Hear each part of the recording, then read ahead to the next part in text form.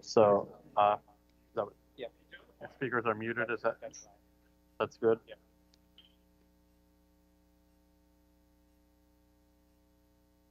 And let's set it up so. What are we trying to show? Oh yeah.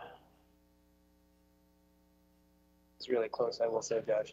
I saw Tori's email saying he was virtual. Like, Yeah, that was your cue, bro. Where are we at?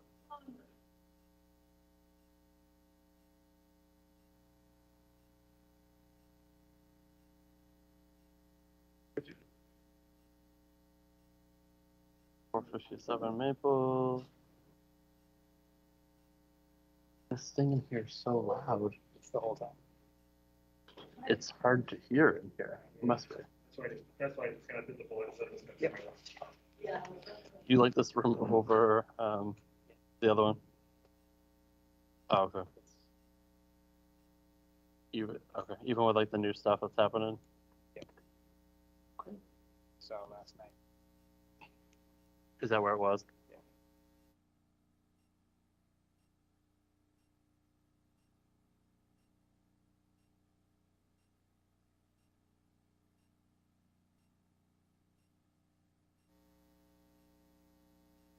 Oh, should I show myself?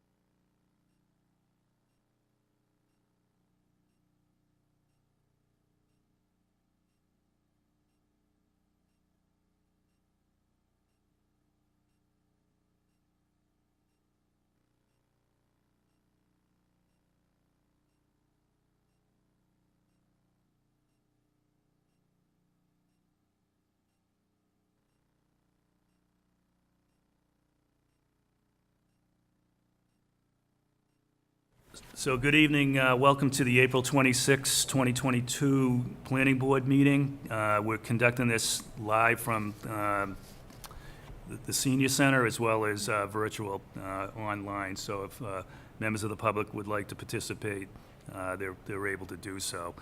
The first agenda item is Beaverbrook Woods definitive subdivision, 303, 333 Maple Street, request by Beaverbrook Woods LLC for an extension of the completion date of Beaverbrook Woods definitive subdivision and a reduction of the performance guarantee for completed site improvements for Beaverbrook Woods definitive subdivision. I'm just going to recuse myself. Okay, Jim's going to recuse himself. We still have enough voting members of the board. So, Attorney McCann? Thank you very much. My name is Nancy McCann. I'm here on behalf of the applicant. Also with me tonight is the developer, John Colantoni. And we have submitted two requests. The first is an extension of the completion date. The current completion date is April 30th, 2022, and we have requested a one-year extension of completion of the subdivision until April 30th of 2023. The other request we have submitted is a request for a reduction in the performance bond, and that's a reduction from $425 and change down to $224,000 and change. My understanding in speaking with planning staff today is that the town engineering department has not had an opportunity to present you with their recommendations with regard to the bond reduction, so we would be prepared to request that that item be continued until your next meeting, but you could work on the request for the extension of the time to complete until April 30th of 2023. And the reason for that is if you look at the information that was submitted with the bond reduction request, you see that the items that are left to be completed are really what we consider more finish items. It's top course of paving, it's loaming and seeding, it's finishing up curbing and things like that, which is done further along in the process when more homes are built, so that you don't do a top course of paving and then have the pavement dug up by construction vehicles. So this is pretty typical. And as-built plans and things like that obviously can't be done until everything is completed as well. So it's not unusual to request an extension of the completion date. Things are moving along with this subdivision. Homes are built, are in the process of being built, and a lot of work has been done. The developer, John Colantoni, has worked with the town engineering department and other planning staff as this process has been completed and moving forward. So that's our request tonight, is that the board act on our request to extend the completion date for a year until April 30th, 2023, and then the reduction request can be continued if you wish to do that. Thank you. Thank you. Lou, why don't we start with you for any questions? Sure, yeah, just a question with respect to the, I know you're seeking a one-year extension, just in terms of, and you indicate you're sort of, I guess, towards the latter part of the project. Do you anticipate being completed well before the 1 year, or this? Yes, we actually do. Obviously, things being what they've been over the last 2 years, it's a little hard to judge supplies and labor and things like that. But I will be honest that with every request we make, the fee goes up for an extension. So we could have requested 6 months and maybe we needed 7, so then we'd have to pay for another extension fee. So we said, let's request a year. We're certain we'll be able to complete in that amount of time, and then we won't have to come back and bother you again for an extension. Okay, got it. I don't have any further questions, and yeah, I'd be interested in waiting to hear from the town engineer in terms of the actual amount. Peg? I agree. I don't have any further questions. I'll wait for the town engineer. Jean? I don't have any questions. Tori? I'm fine with the extension. I'd like to hear from the town engineer, obviously. Okay, I'm in the same position, so I'm supportive of the extension, and we can wait for the town engineer. So, Lou, if you don't mind, can you make a motion for approval for the extension? Sure. I move that we approve an extension of time of the Beaverbrook Woods subdivision an extension of time to complete the definitive subdivision work from April 30th, 2022 to April 30th, 2023. Is there a second? Second? Second by Peg. Let's do a roll call vote. Tori? Yes. Peg? Yes. Lou? Yes. Jean? Yes. And I'm in favor as well, so motion carries. Thank you very much. And do you want to continue the request for the bond reduction? Yes, if we could do that, waiting for the inspection or the report from the town engineer. Is that acceptable? Yes, do you have a date for when that will be? Do you want to? Do you have a sense, Josh, of when I we think can it- expect that? I think it could be appropriate to the May 10th, our next meeting. May 10th? Is that acceptable with the applicant? Sure. Okay. Yes. Do we need a motion for that, or that's? Yeah, why don't we do that, Lou?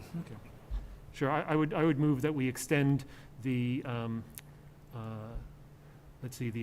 extension of time on the request to reduce the, in the reduction of the amount established for completion to the May 10th, 2022 Planning Board meeting.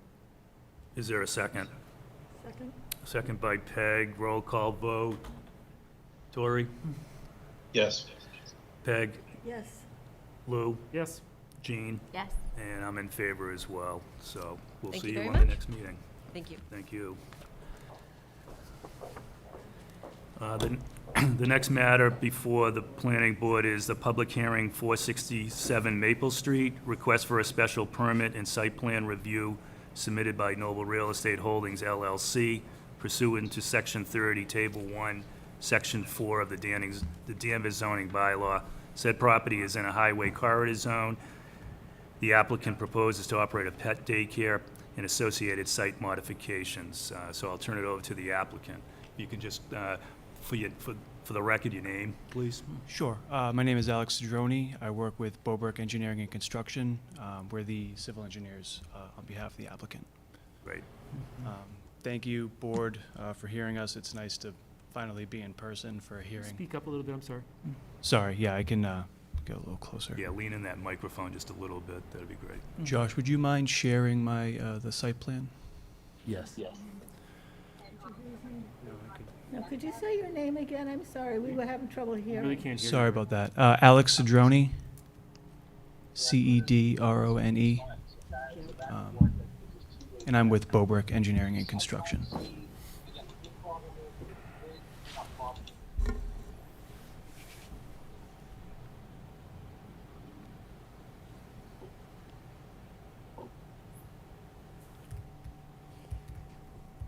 If you don't mind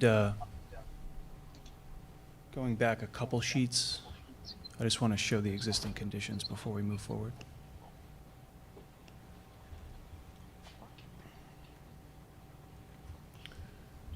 Is this good, Alex, or? Yeah, thank you. So this is 467 Maple Street.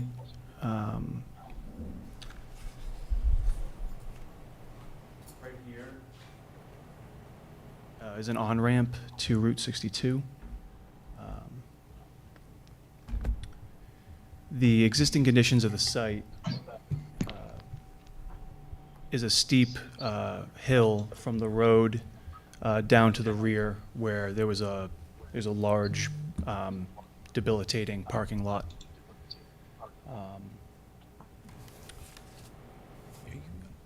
You can go up 2 sheets. Thank you. So this is our site plan. We are proposing a 2-way entrance on the right with a drop-off lane and a 1-way exit on the left. We plan on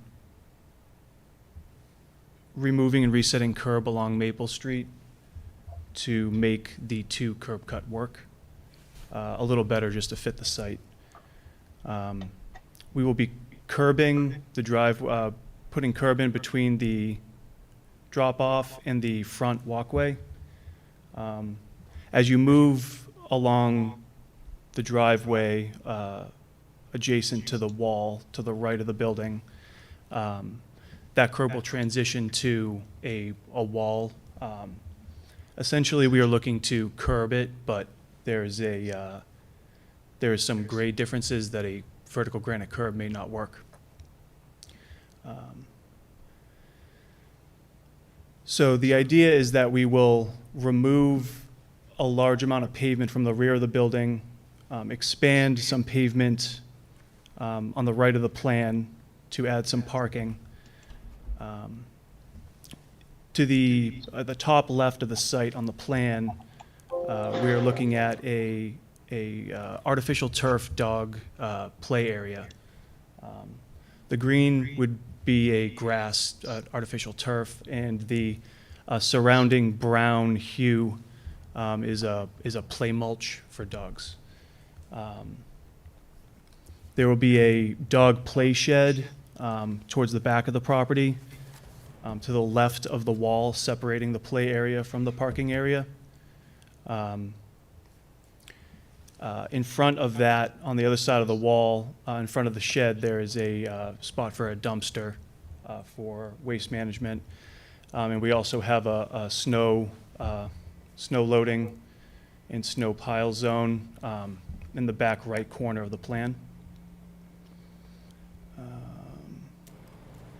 So like I said before, we will have a small, very small wall in between the parking and the play area to make sure that we contain the pavement runoff.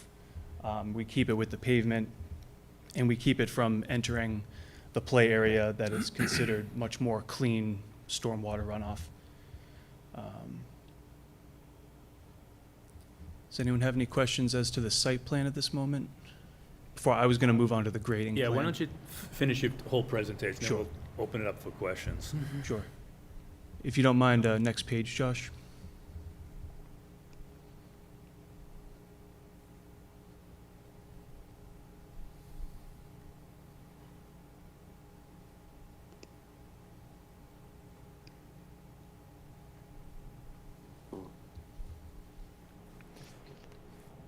What's that? Next one.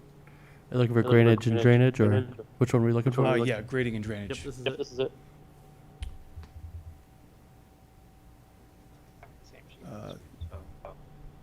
This is actually still the site plan.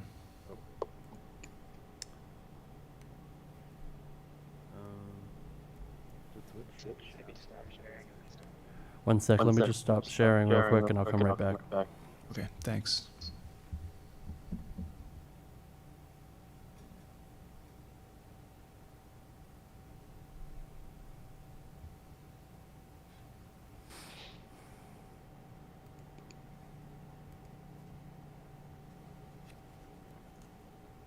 Thanks. Very good, thank you, everyone. Great. So we are planning to more gradually slope down the driveway towards the back of the property. You can see we kind of pull out our contours in order to create a more constant slope. The top parking spot right here is graded out as if it would be a handicap spot, in case you guys wanted us to mark it as a handicap spot.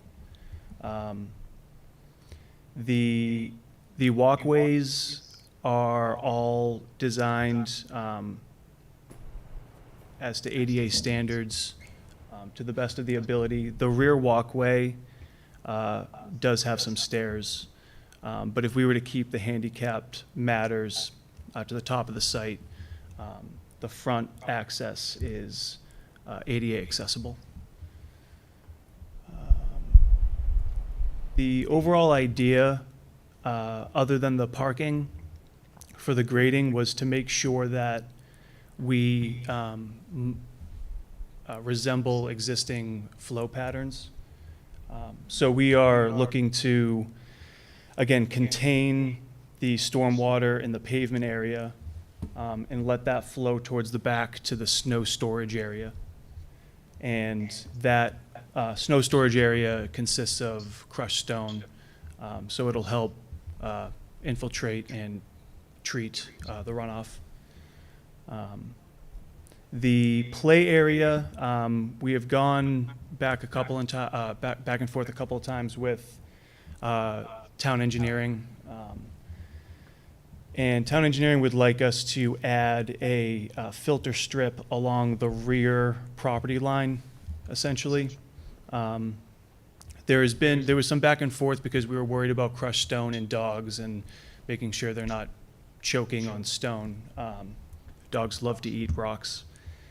So I believe in order to do that, we would want to make sure that the vinyl fence we have surrounding the site divides the play area from the crushed stone trench.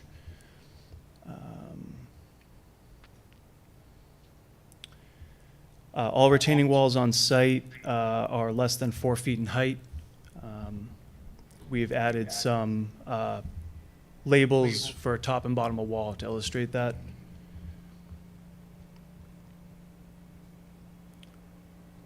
And one more thing we are proposing to change that is somewhat, has somewhat to do with the building is you can see existing the staircase on the left-hand side of the building. Existing goes to the rear part of the building. We would look to remove that and add stairs to the front of the building instead. This property will be a dog daycare on the first floor, but on the second floor, it will consist of, or the top floor will consist of one residential unit. And that is keeping the same use as existing, because as existing, it's operated as a mixed commercial and residential building. So those stairs would be an entrance for the residential unit. That's how the resident would get in and out of the building. And I think that's all from me. I Okay. open it up for questions. Tori, you want to start with the questions? Sure. Have we heard anything from the abutter 469? There's Josh, you want to been, answer that? there's been no correspondence between the planning office. I'm not sure if the development team has reached out or had any correspondence.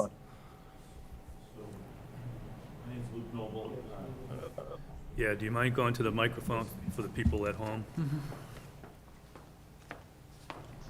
So my name is Luke Noble. Kalina Hildenen is the business owner. I'm the owner of the property. I've been in communication with the neighbors. They have seemed to be fine with this, with our plans to move forward. I think most of the community is just happy that we're going to clean it up. If you've seen the building, no pun intended, but I wouldn't send my dog there right now. This is a place that is really dilapidated and in rough shape, and the intent is to clean it up. So the neighbors seem to be delighted that we're taking on this project to clean that space up considerably. That said, I do know that 469 recently has gone up for sale, only because they've reached out to me if I was interested in making the purchase on that property. So I suspect that will be hitting the market relatively soon. Okay, thank you. Well, I agree that it's a good thing that you'll be cleaning up this property, and I don't have any further questions. Okay, Jim? It's definitely going to be an improvement, which is welcome. And I think the plan set and the design and so forth are very comprehensive for a project of this size. And this will be our third doggy daycare probably in the last couple of years. Seems to be a very popular use. What's the color of the proposed color of the structure going to be? Is it going to match the plan set? Do we know?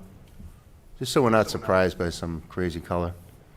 Earth tones? I know there are some architectural plans that we submitted with our sheet.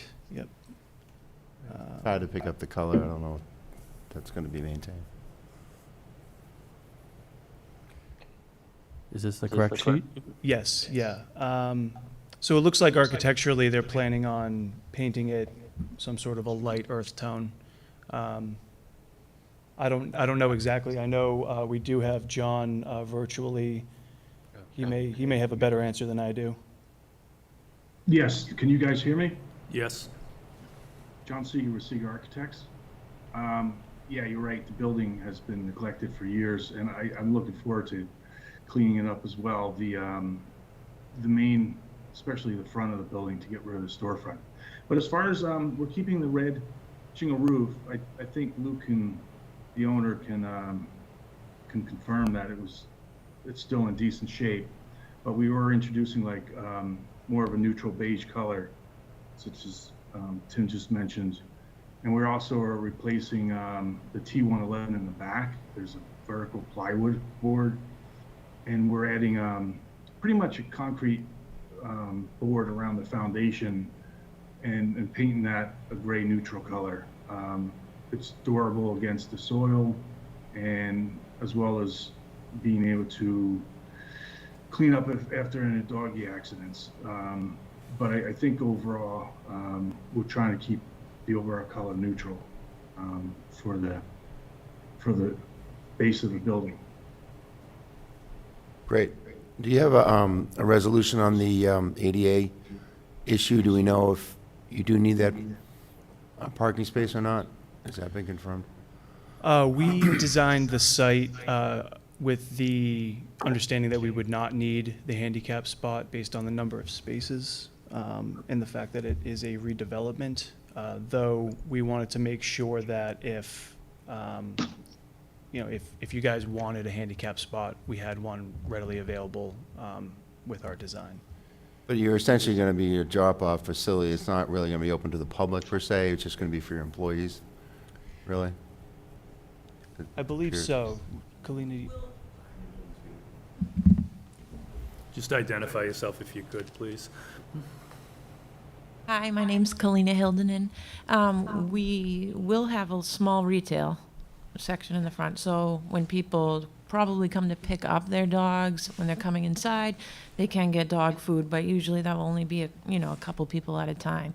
I will be having dog training classes on Saturday mornings or evening classes, which will need about 8 spaces for the people coming in, With customers. the owner and the dog? Yes, yeah. There'll be. So I guess we could ask staff, what is the requirement to rise to the level of ADA requirement for parking and bathrooms and so on if you're open for business to the public? Do we know? Usually that it's a building code. The building code dictates, the square footage of the building and the number of patrons. So it's usually at that point, when they apply for a building permit, that item would come up. So we'll take a condition that the ADA parking requirements would be subject to the building inspector Sure. verification. Seems appropriate. Okay, thank you. That's all I have, John. Okay, Jean? Is one of the parking spaces going to be designated for the residents?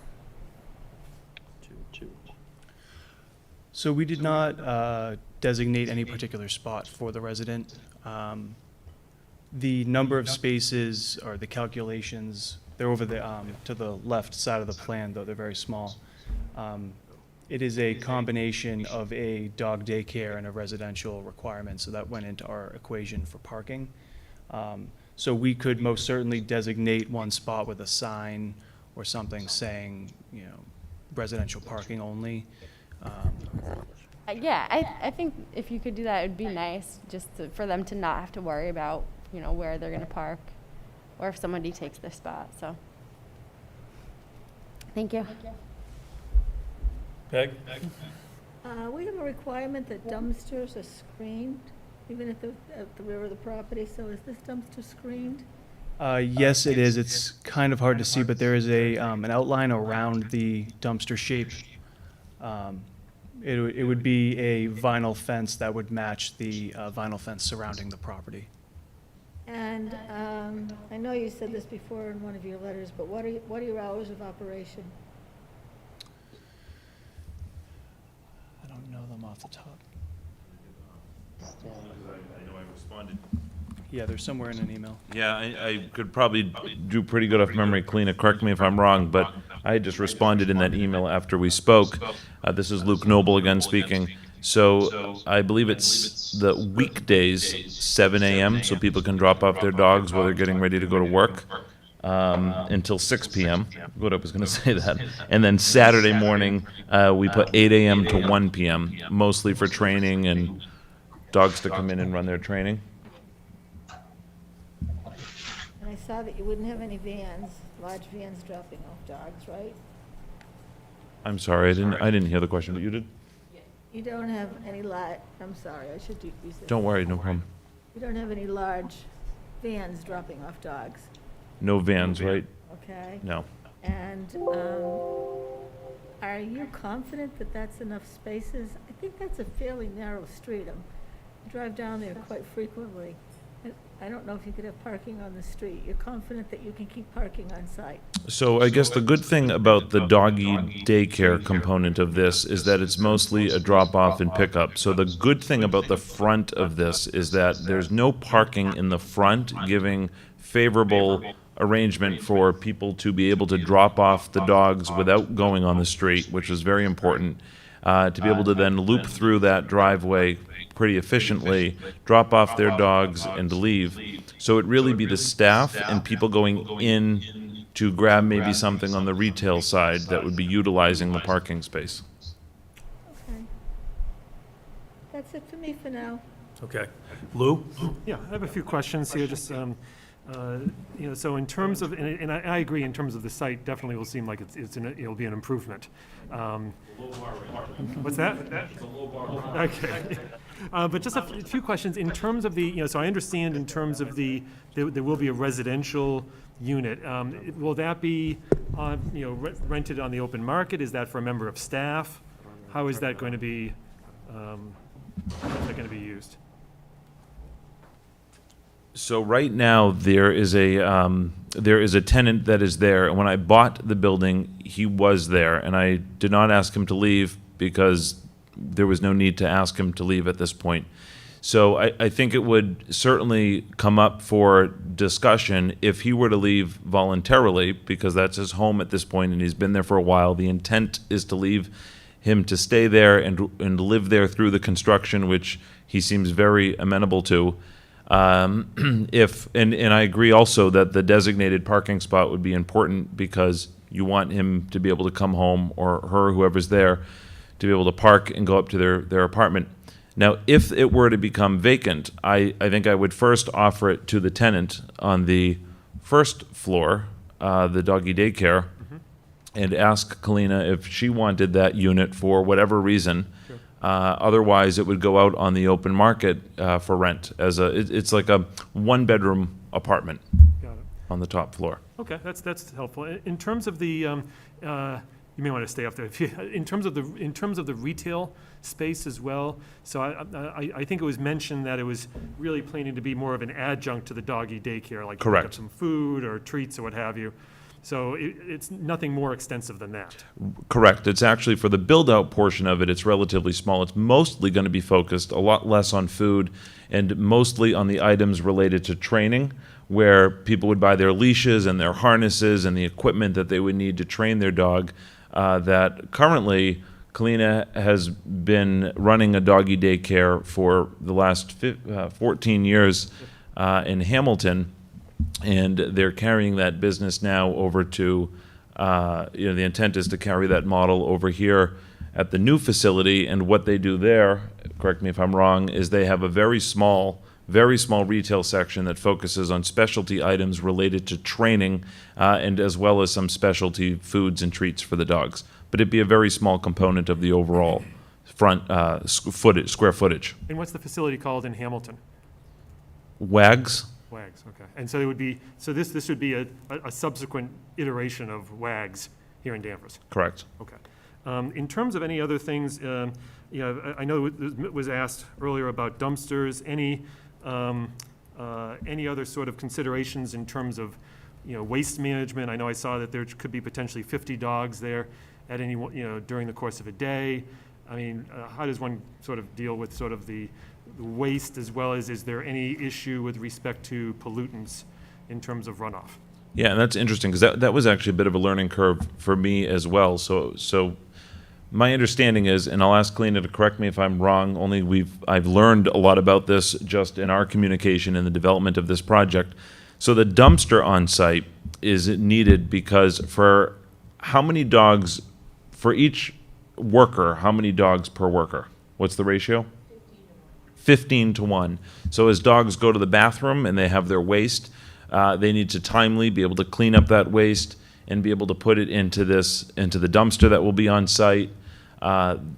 It's important to me, as well as I was actually happy to hear that this is a planning board consideration as well, that it be fenced, so it's not just some visible dumpster from the street, but the waste would have to go into that dumpster and then work with the company, as they do now at their other facility, to have a regular pickup of that, so there's not doggy waste sitting for long times, especially in the summer. How often is it? How often are pickups typically? Once per week. Once a week, okay. And no issues in terms of, I noticed in the stormwater report that there's no indication of any sort of higher pollutant loads at all because of the dog waste. I'm not aware of any, and I know that they currently, the space where they have more dogs at the larger facility in Hamilton is leased through the town, and the town has pretty strict rules on that as well, because it's a public area that has other public buildings and offices on nearby. So that waste, recycling of that is quite important. So I would, is there anything, I think that's also largely in part why they have to use certain exterior, grounds. You can't just have the typical dirt and sand, because then the waste, it's harder to clean up and pick up. Okay. Is there anything you want to add to that? And there's no, and this is just strictly during the daytime, there's no plan or potential for becoming overnight boarding or anything of that nature? So, I mean, I'm not sure to what extent that would be. Is that an additional, I guess that's more of a question I'll put back. If let's just say that the apartment opened up upstairs and they wanted to go before the board to ask for that, would that be a separate approval process to board animals? Or right now, that's not the plan? Right. They have to do a modification? That's. I don't believe. Do you want to? I don't believe we allow overnight kenneling. Okay. In town. I believe that would be that would make it a different kind of use category, be a kennel, and it would have to go to a different regulatory board. It would be going to the zoning board of appeals for as a kennel. Okay. So yeah, I mean, I know right now that is not the intent at all, but I suppose it would, if that were to ever come up, then we would go through the proper channels to request it. Understood. Okay. I have no further questions. No further questions? No, I don't. Okay, I don't have any questions as well, because everything's been answered. But since it is a public hearing, we're going to open it up to the public. Mr. Duggan?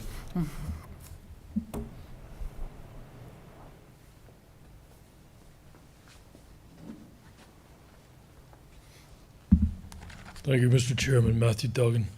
Just, I think we should kind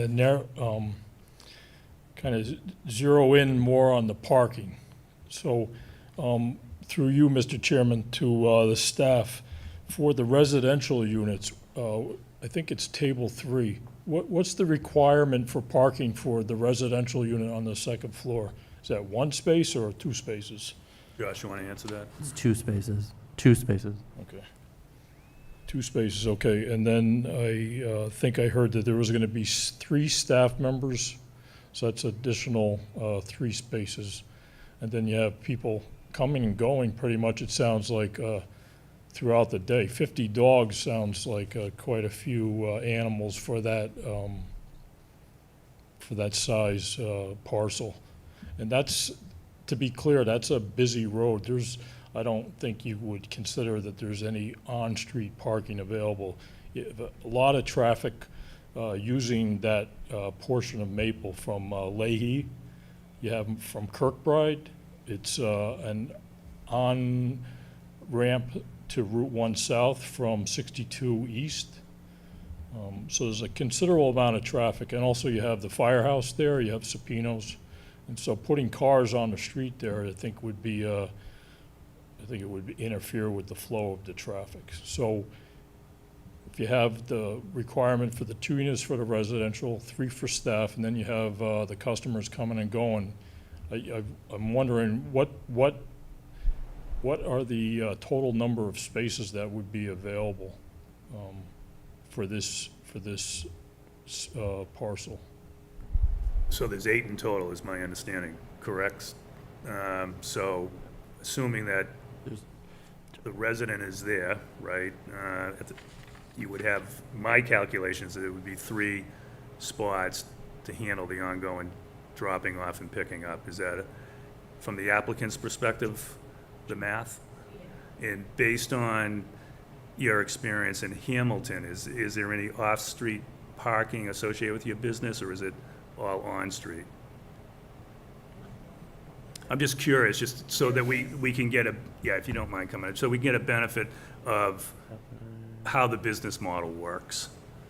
Yeah. Is it typical, like a child daycare center where it's really crazy for a first couple hours of the day and late in the afternoon?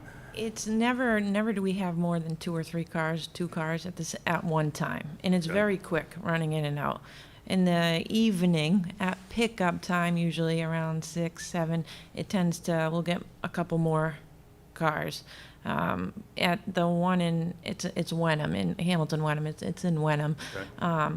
It is, there's a gymnastics upstairs, so there is a big, it's iron rail gymnastics, it's in that vicinity.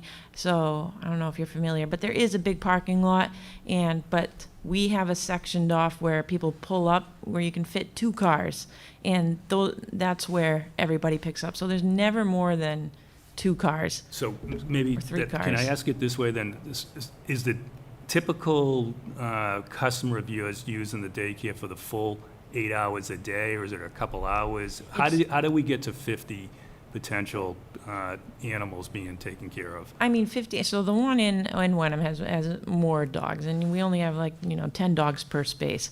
But it comes up usually between the hours of, drop-off is not after 10 o'clock. So between the hours of 10 and after that, it's dead.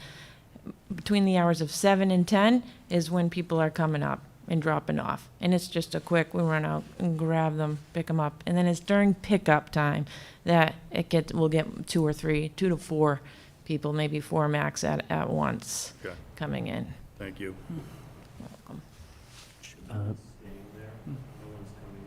Right. The only time we do schedule, and you have to have an evaluation. So during that time, during the eval time, one person, we schedule one evaluation at a time, never more than that. It's 15 to 30 minutes. Somebody will stay there until their dog leaves and come back. So it's always just one person at a time after that, and that's it. Thank you. I'd just like to make one comment, just for clarification purposes. There's a total of 10 parking spaces on the property, not 8. Okay, thank you, Josh. Thank you. Okay, so that's important information, because we should be flushing that out now and not, have to revisit this down the road when there's some types of interference. Again, it's busy. Leahy, all day long, people coming and going, so it's important, it's an important aspect. I don't know if it was the Concom or if it was you.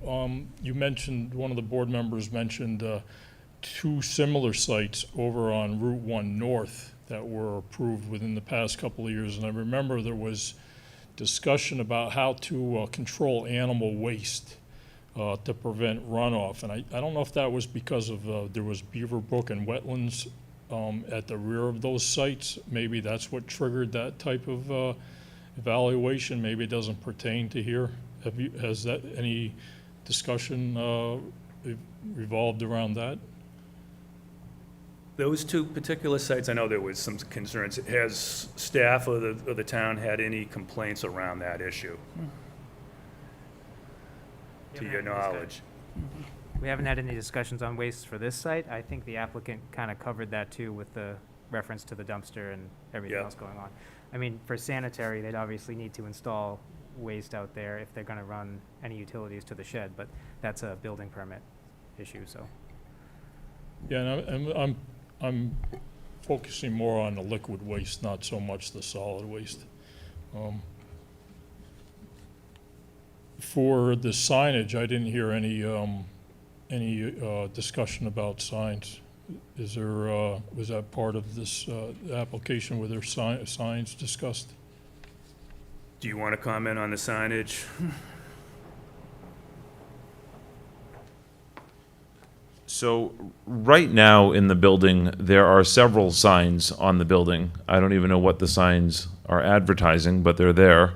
The plan is to take those down, and if ideally, put a sign up for the business. I want to make sure my intent is clear as the owner of the building. I want to make this place look nice, clean it up, and make it look nice. So I'm not in favor of putting anything crazy colors or horrific signage.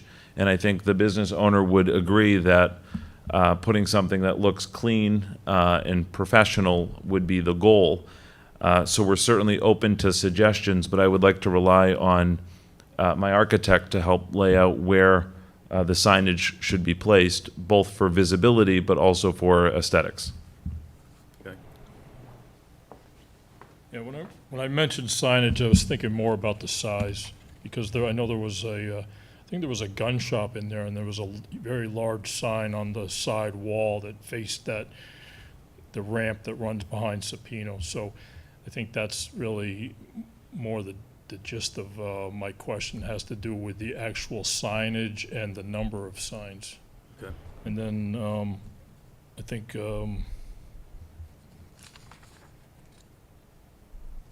there was I think Mr. George had brought up the subject about overnight. So currently there's no plans to approve any type of kennel type use or keeping of animals overnight or for sort of long time storage. This is just daytime use during the hours that the owner mentioned.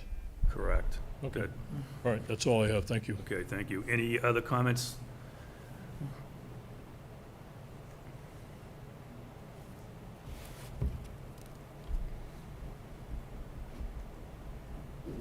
Bill Bradstreet. I'm a town meeting member in Danvers. I try to pay attention. I know the solid waste is supposed to be, or is going to be, gathered and placed in the dumpster. I don't think I followed fully where the liquid waste is going to end up. Is it going to be collected, bagged somehow, and put in the dumpster, or is it expected to flow off the property someplace? Is there a tank for it to go into and then be emptied? I know dogs like to mark their territory, so I expect there's going to be a sufficient amount of liquid deposited someplace on the property. And again, is it expected to percolate in the ground or off the ground? And if so, how is it going to be handled? Again, if it was mentioned specifically at my age, I missed it. Now, that aspect wasn't discussed. You want to talk about how you handle that in your business? It's a good question.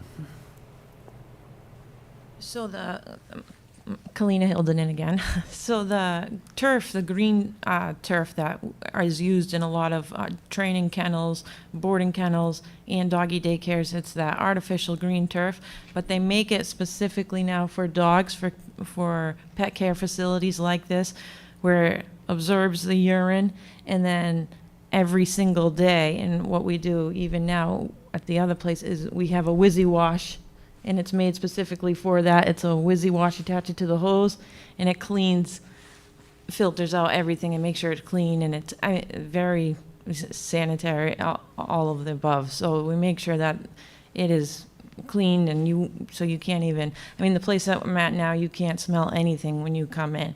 And even with all of that, it gets, you cannot leave any pee, vomit, feces, anything around at a dog play facility for a second, or it'll get devoured or rolled in. So that all gets picked up right away, and and tossed. I know it's pretty graphic, but that's the truth. Okay. So it has to be gone immediately. Okay, so it's part of the daily maintenance? Yes, all day long, yes. Thank you. Let's make sure. Any other questions from the public? If not, is there a motion to close the public hearing? I move that we close the public hearing on 467 Maple Street. Is there a second? Second. Let's do a roll call vote. Tori? Yes. Jim? Yes. Lou? Yes. Peg? Yes. Jean? Yes. And I'm in favor as well. So if we can bring it back to the board, is there any final questions from the members of the planning board? Nope. If not, Jim, can you read the motion in? Sure. Do you have that? Yes. Jim, I also have the paper if it would be helpful. I have paper too. Oh, I have it. I just gotta make it a little bigger so I can read it. Hold on. Grant of special permit and site plan review for 467 Maple Street, date of application March 17, 2022. Date of hearing and decision April 26, 2022. This is to certify that a meeting of the Danvers Planning Board held on April 26, 2022. Having been requested under Table 1, Section 30 of the zoning bylaw for property located at 467 Maple Street, Assessors Map 18, Lot 32, voted to approve the request submitted by Noble Real Estate Holdings LLC for a special permit to allow a pet daycare. The special permit is associated with a mixed-use development as shown on the following plans. Site plan entitled Site Plan Review Dog Daycare Facility prepared by Brobrick Engineering and Construction dated March 2022, revised to April 22, 2022, consisting of 6 sheets. Prior to the issuance of a building permit, 1, this special permit decision shall be recorded at the Southern Essex Registry of Deeds. The board finds that pursuant to Section 30.3 of the zoning bylaw, conditions for special permits, all the following conditions have been satisfied. 1, the municipal water and sewer systems will not become overloaded by the proposed use. 2, the public streets will not become overloaded by the proposed use. 3, the value of other land and buildings will not be depreciated by the proposed use. 4, the specific site is an appropriate location for the use or structures. 5, the use developed will not adversely affect the neighborhood. 6, there will not be an undue nuisance or serious hazard to vehicles or pedestrians. 7, the proposed use or structures will be in harmony with the general purpose of the bylaw. The Danvers Planning Board finds the site plan submitted by Noble Real Estate Holdings LLC for property at 467 Maple Street, Assessors Map 18, Lot 32, to be in substantial compliance with the criteria and regulations adopted by the town.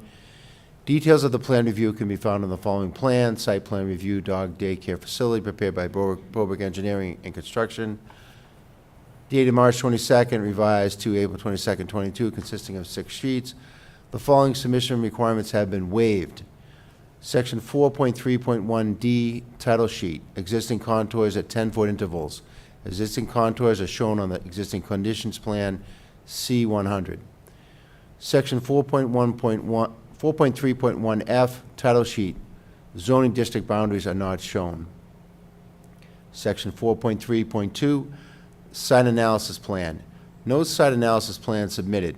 Information required on the site analysis plan shown on the site plan sheet C201. Section 4.3.3, dimensional regulations plan. No dimensional regulations plan submitted. Information required on dimensional regulations plan shown on site plan sheet C201.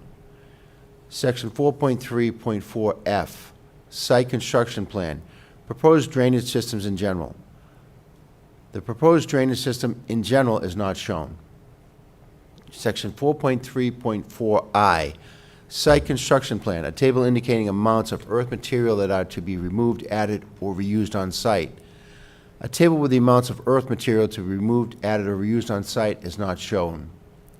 Section 4.3.6A, utilities plan, no utilities plan submitted. Proposed water source service is shown on the grading and drainage plan, sheet C202. Section 4.3.7, landscape plan. No landscape plan submitted. Existing tree, proposed landscaping, and impervious surface percentage is shown on the site plan, sheet C201.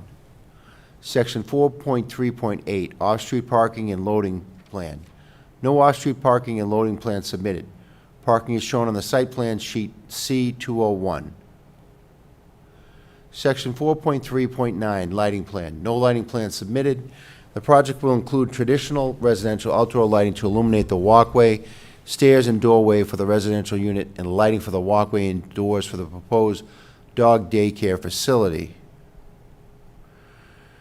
This project is subject to the attached list of general conditions. Any approval of this special permit or site plan review shall lapse within 3 years from the grant thereof if construction has not begun by such date, except for good cause. So there's a motion for the special permit and site plan approval. Is there a second? Second. There's a second. So let's do a roll call vote. Tori? Yes. Peg? Yes. Jean? Yes. Lou? Yes. Jim? Yes. And I'm in favor as well, so best wishes to the applicant. Thank you very much. Welcome. Thanks, guys. That's great. So the next agenda item is a continuation of the public hearing, proposed zoning amendment, adaptive reuse proposals, proposed zoning amendment to the Town of Danvers zoning bylaws, an update to Section 30 special permits to include adaptive reuse, overview of the proposed zoning amendment by the planning board and staff. So, David, if you don't mind, I mean, this is a continuation from our last meeting, but for the new folks who are joining today or tonight and who are listening, can you just give an overview of this proposal? Sure thing. If you don't mind, I'll throw up a brief PowerPoint going over the changes, and then we'll go through the document. I'll share the screen. We can do that after. Okay. But for those watching at home, in general, the proposal is to allow older historic homes or buildings in town to be reused, hence adaptive reuse, for other purposes or purposes with flexible dimensional requirements to allow the preservation of those buildings, the saving of those buildings. So right now, one of the only preservation tools available is what's known as demolition delay. That's imposed after somebody submits a demolition permit for the structure.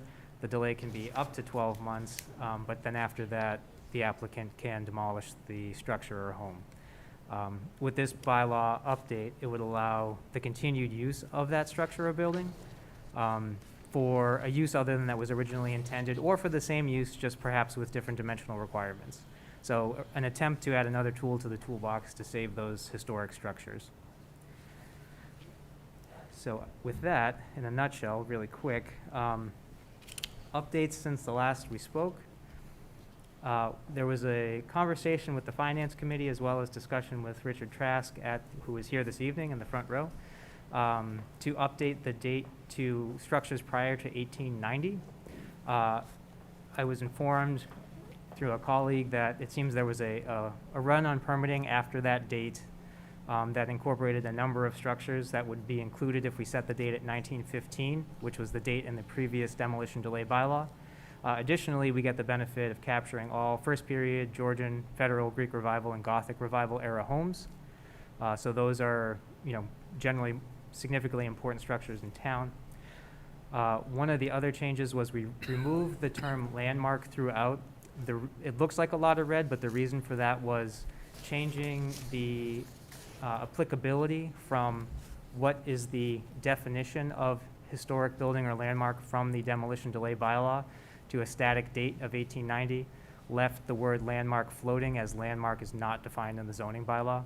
So it would simply just be a term out there with no definition of it. However, a building is defined obviously in the zoning bylaw as well as the demo delay bylaw. So I think we're covered there. It was just coverage for consistency's sake, and we don't want to have a term with no definition. And then one of the final updates was to require written guidance, comments, and just general acumen and knowledge from either the town archivist or the Preservation Commission in the absence of the town archivist to the Zoning Board of Appeals in their discussion of the discretionary permit grant. The only other thing I have is I did a short updated graphic showing parcels with applicable structures on them. Now this is from the assessor's record, so while those are fairly accurate. I'm not going to say that they're 100% accurate. However, this also includes properties owned by the Historical Society, institutionally owned properties such as churches, also town-owned properties. For instance, Town Hall is on this map. Also shows the Salem Village Historic District currently. So of the total universe of about 5.5% of the eligible parcels in town, roughly 125 of those properties are in the historic district as is. So there's a much stricter level of protection for those structures, obviously, because the historic district would still have jurisdiction over everything that they do now going forward. With that, that's pretty much it for the updates. I'm happy to take any questions. Obviously, we can have discussion on whatever anyone wishes. We have some audience members too, I think, that would wish to speak. But Okay, so, great, thanks for the overview. So why don't we start with the board? Jim, you weren't able to be there last time. Yeah, I wasn't here at last meeting. I just wonder, what was the motivation for this? Where did this emanate from? Did it emanate from the Preservation Commission, or where did this come from? Yep, sorry, I was just trying to load the language. This was a ask by several local preservationists. Some are here this evening. You know, we've been talking about other preservation tools throughout town for quite a bit. This is something that we've had in the works for a little bit, and other towns recently updated their versions of adaptive reuse. Knowing that we probably are not likely to have a fall town meeting, or at the time I was anticipating not having a fall town meeting, would not allow this to go forward potentially for quite some time. So we thought the timing was right, particularly I think was mentioned at the last meeting by Mr. Gagnon perhaps, or maybe it was Member George. There's a significant number of homes up right now for the Preservation Commission's review for demolition.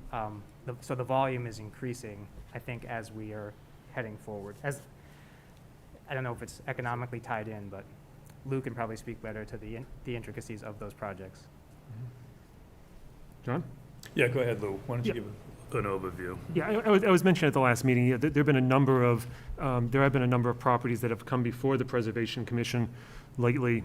I think even in our last meeting, I believe there are 4 properties, in addition to another property in which the Preservation Commission had already made a finding of historical significance. So I think there was a discussion about having just another tool, really another tool in the toolbox that does, that because really when it comes to the demolition delay bylaw, I mean, in essence, you're starting sort of from that. It's very reactive, and so you're starting from the demolition delay bylaw. There's a 1-year period once there is a finding of historical significance and worthy of preservation. And really, this was seen as a way, in talking with staff, as a way to hopefully help incentivize and create other opportunities that can be used for for a building. And based on the meeting, I know, based on some of the comments that came from the meeting, I know staff came up with some of the revisions, both in terms of, because there are some concerns about about the time period, because, in terms of looking at, the current preservation delay, bylaw, we're looking at it's a 100-year period, and there's a concern of, as time goes on, does that mean that homes, it could be over-inclusive, and homes in Woodvale, for example, could be encompassed in not a very, in a relatively short period of time. So by sort of ramping it back in terms of the date, it makes it a more selective period.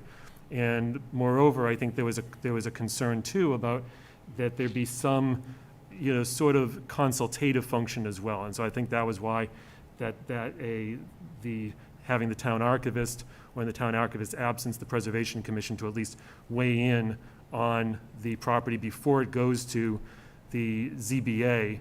And again, the ZBA already has within the special permit procedure. I mean, there are considerations that have to be made in terms of the use, but I think it was just felt to have an additional, not so much of a gatekeeper, but an additional level of review before it even goes to ZBA. So I appreciate that. Looking at the purpose, I understand the broad purposes that you're laying out. I'm just not sure. They're very broad. How do you propose to, how do we clarify these?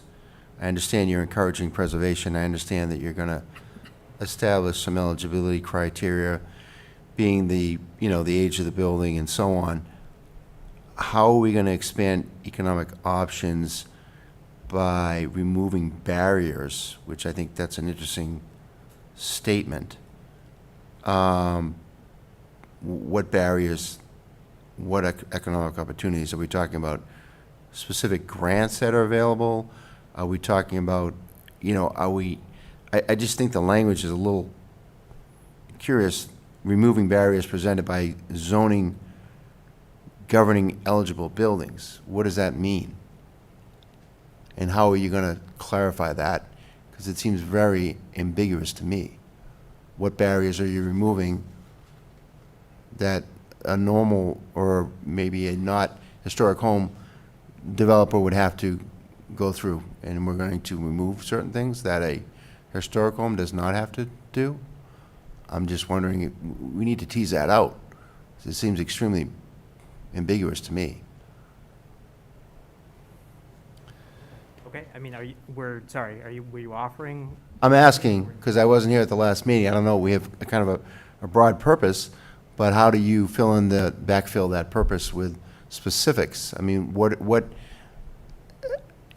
are we going to remove barriers, and what are the barriers that we're going to remove that are going to make it easier for folks to preserve a historic structure? We're not going to change the building code. That's going to require, very stringent requirements to bring in a very older building up to today's building code. Right. Yeah. So we can't change state law on a local level. I know what your intent is, but I'm not sure how you're going to get there. And I'm not trying to be argumentative, I'm just trying to get some clarity. Yep, so expanding economic options would be things like allowing currently buildings used as a single-family home that could possibly only be used as a single-family home depending on where they are. If they were on a commercial street or in a neighborhood that wanted new services, could be an attorney's office or a dentist's office or something like that going in there. So expanded economic options for those property owners to allow them to actually reinvest in the property where otherwise that might not be palatable for them as a single-family home. It might be something, so far down the road, if it's a historic structure of a certain nature, that you wouldn't want to invest the money for not as much of a return. So one of the examples from the last meeting, I forget which audience member brought it up, but there was an example of a historic tavern on the corner of Holton and Conan. Does that ring a bell? Hobart and Conan? Hobart. It used to be a tavern, back in the day. Right now, you couldn't use that structure as a tavern, but something proposed going forward, it could be they could do that. Bring that use back as a historic kind of tavern, something like, good example, but not a great location, the 1640 Hart House in Ipswich, which is a historic building that's used as that's more of a restaurant type thing, but it could be an inn or a tavern or something like that. That was an example offered up at the last meeting. And then I think the removal of the barriers was effectively stating that, it allows flexibility within the zoning bylaw, as stated below, for table 1, 2, and 3, which is the use table, and then the two-dimensional tables depending on where your building falls, whether it's commercial or residential, to allow those dimensional restrictions to be reduced by the zoning board through this special permit. So the structure may be able to be saved by being adding an addition that might be closer to the side yard or the rear yard than otherwise would be allowable. So you're saving the overall structure. You might, do an addition to it. Hopefully that's in keeping, or most likely it would be in keeping with the historic character of it, but it might need to be somewhere where a setback might not otherwise allow it. So you mentioned on your map, you've got 500 properties that you're talking about in town that are, or how many structures meet that 1890 or better? Total parcels is, I think it's 5.73% of the total parcels in town that have buildings on them. So that's the overall universe of what we're talking about. Which is how many units? How many buildings? I don't know the number of buildings offhand. It's the parcels that we have here. Sorry, Josh, did you have something? That's 600, wasn't like. A good number of them are in the historic district. I guess the concern is that, again, we're concerned about redevelopment, I do a lot of real estate. Prices are through the roof. The land is extremely valuable now. People are buying land. People are redeveloping land. Could we be inadvertently, someone coming in, reusing an older building, and next thing we know, we've got a bigger building than we expected, and maybe we allow a certain use for this building, and they put that lawyer's office in there, or they put that dentist's office in there, where they never could have done that before, and now you've got people complaining about parking and this type of use. And I know what you're trying to accomplish to kind of lay out to people that, hey, maybe you combine with a home office, but there's certain restrictions that are in there that have been well thought out. If we throw this out without being really clear of what could be the overall effect to the town, if people see this as maybe in a bad way to kind of circumvent some current regulations that regulate the uses of structures, and now we're going to give folks a pass because your building's 130 years old. So I'm just a little concerned about the broad terminology, and I don't like the language removing barriers, because I think that I know what you're saying, but I don't think it sounds good. I mean, perhaps it's creating opportunities. Maybe we could say something like that.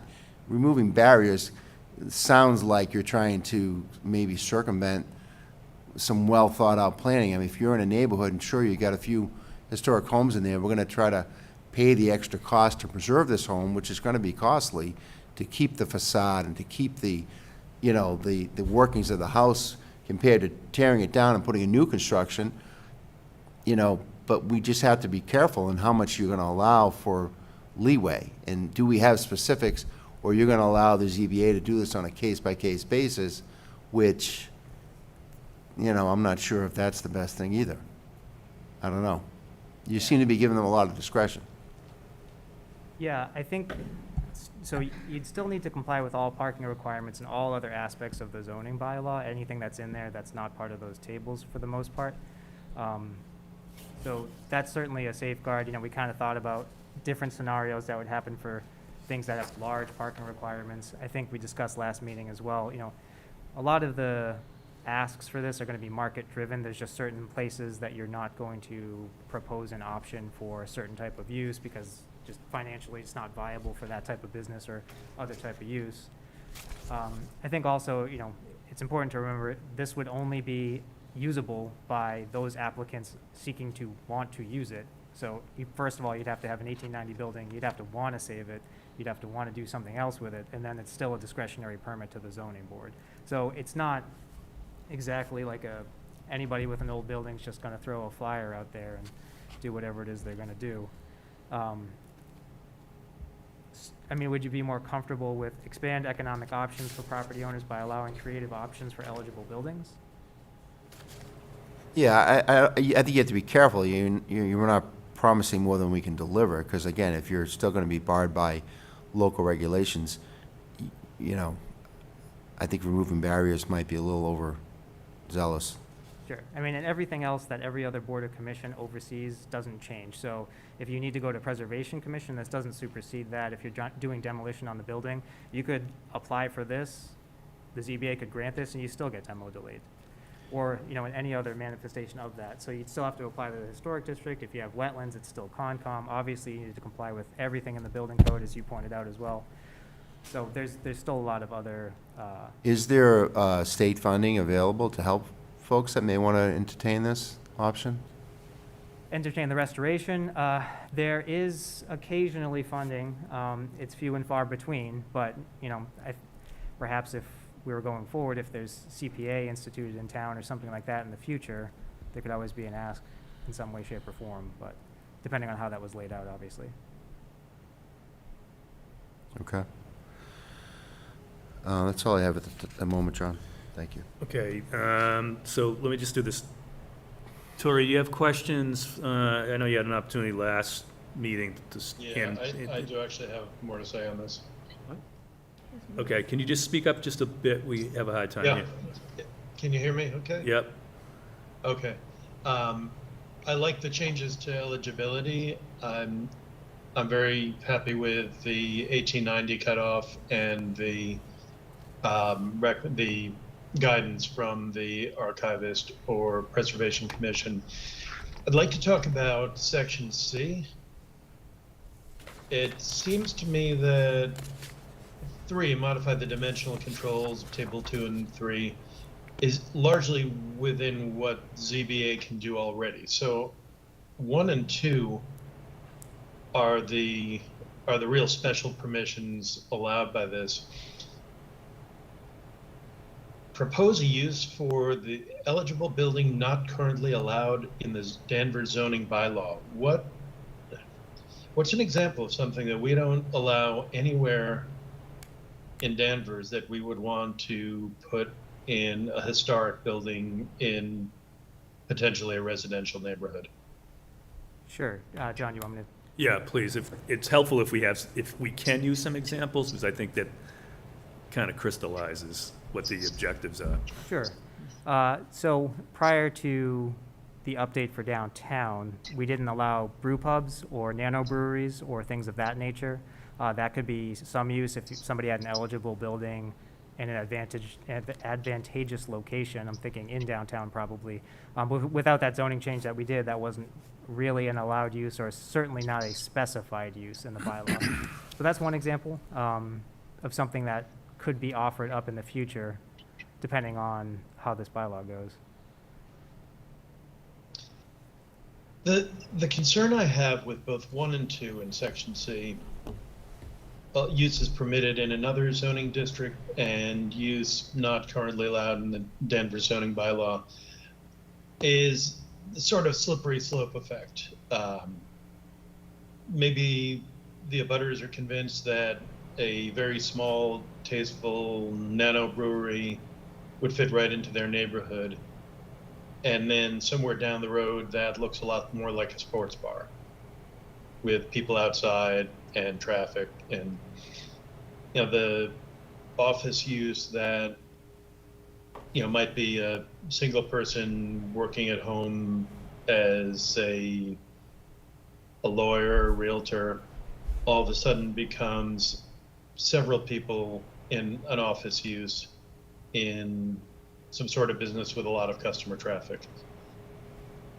I feel like we're potentially creating this kind of amorphous condition where this isn't different zoning, but it is a different use. And I'm not sure what rules govern the future of those uses and how those uses can evolve and change, or what board would have jurisdiction if, for example, the type of office changed, or an office wanted to become a retail space, or a nano brewery wanted to become a restaurant or a regular bar. Do we have the answers to those, or should we have the answers to those in this language? So it is a completely discretionary permit that could carry conditions, and a lot of that and the specific type of uses would be spelled out in the special permit. So there's that safeguard going forward. So if anything were to change, you'd have to come forward to modify the special permit if you're changing whatever it is that you're trying to do. If it's the will of the board, we can also eliminate number 2. I'm a lot less comfortable with 2 than with 1. I'd feel better about eliminating 2. With 1, I think I'm looking for some kind of language that makes very clear what the condition of that property is. Is it a residential zoning where this particular business is allowed to have an office? Is it residential zoning where, say, a realtor's office may operate? Or is it effectively governed by commercial zoning? That's a distinction where I don't want to leave this up to the ZBA to figure it out permit by permit. Unfortunately, every time I walk out my back door, I see what happens when the ZBA is not specific enough in a variance. And I think there's potential for neighborhoods to be really negatively transformed. I like this whole thing overall. I think it's great to create another tool to preserve our historic architecture, but I really want to make sure this doesn't become a loophole that damages neighborhoods. The most difficult situations we've dealt with in my time on the planning board have been the industrial zoning grandfathered into residential areas, because people, those uses are not what people expect in their neighborhoods. And I don't want to create that problem all around town. But I do really like this. I just want this to be more restrictive so that it doesn't spiral out of control and become something that was not intended by the ZBA and by the surrounding abutters. Okay. Any other comments, Tori? That's all I got. Okay. I share some of those same concerns. So Lou, you have questions, comments from the revised language from the last meeting? Yeah, I do. And I guess this is a question, I guess, for staff. I know in terms of Tori's comments, in terms of part C, I guess, 1 through 3. So assuming that can you just give me an example, I guess? I mean, I get, in terms of proposing a use for an eligible building not currently allowed in the zoning bylaw. So I guess if that were to be taken, if that were to be removed, what would there still be, I guess in terms of would there still, I mean, would sort of the purpose of this, in terms of trying to encourage adaptive reuse, would that still be, would that still exist? I think the usability of it would still exist. I do think the more restrictive you make it, the more severely it's hampered. Mm-hmm. And I'd say that in no way to push back. I'm cognizant of all the comments. I guess I would say that of the communities that we looked at most closely, one that I'm familiar with, the town of Lexington, had a bylaw very similar to this on the books for over 30 years. They tried to think of every possible scenario going forward of things that could happen. They wrote those into the bylaw, and it was not used a single time. So last year, they proposed updates that are far more liberal than anything we're offering here, to encourage people to use that bylaw more. I will say, to caveat my statement, we don't have nearly the number of demolitions that that community does, but as I pointed out at the beginning, we are trending upward at a very quick pace. Mm-hmm. So just something to think about. Okay. That's helpful. So just in terms of, just to help me out here, so in terms of the current language of 2 there, C2, about propose a use or building not currently allowed, could you just give another example of what would not, I know you already did, but just so you can. I think Josh has an example. Yeah. I would just, I kind of think of some type of kind of like an e-commerce type of business, or, we're in such a changing world. There's so many there's uses that, we don't even think of that, because our opportunity is to amend, our zoning bylaw is once a year or once every other year, our use table, people doing all sorts of things in today's world. Mm-hmm. from their home. They don't need too much space, but from a technical standpoint, from the building department, can you make this certain type of widget at your house? Mm-hmm. Can you, that's what I think of, like an e-commerce. So many businesses, small businesses, that people are doing so much stuff out of their house now that has such a kind of small impact on the neighborhood and their neighbors. That's something that we, in our use table right now, we don't have kind of, our home occupation is kind of those kind of limited, kind of traditional things that people do from their home from the past, but nothing, we'd like to obviously have our use table as updated and encouraging all types of different things that are appropriate in town, but it's difficult to kind of newer things and new things that are coming out. I think the only other thing I would add to, as what I stated before with the special permit and the criteria and everything that can be written into that, if we're only going with uses allowed in the zoning bylaw, if something does come in that's new and unique and we don't have a use for it, it's up to interpretation on where does that fit, what is the closest use that we can peg it to. So then we're sort of picking some other use that's kind of like that as best we can on an ad hoc basis. I think if it comes in as a new use, the special permit could be very strong in spelling out exactly what that use is, how it functions, and how it's going to go, as opposed to saying, you know, you're asking for a restaurant use in a residential zone. That opens up anything in the realm of possibility for restaurant uses, if that's the way the special permit was worded.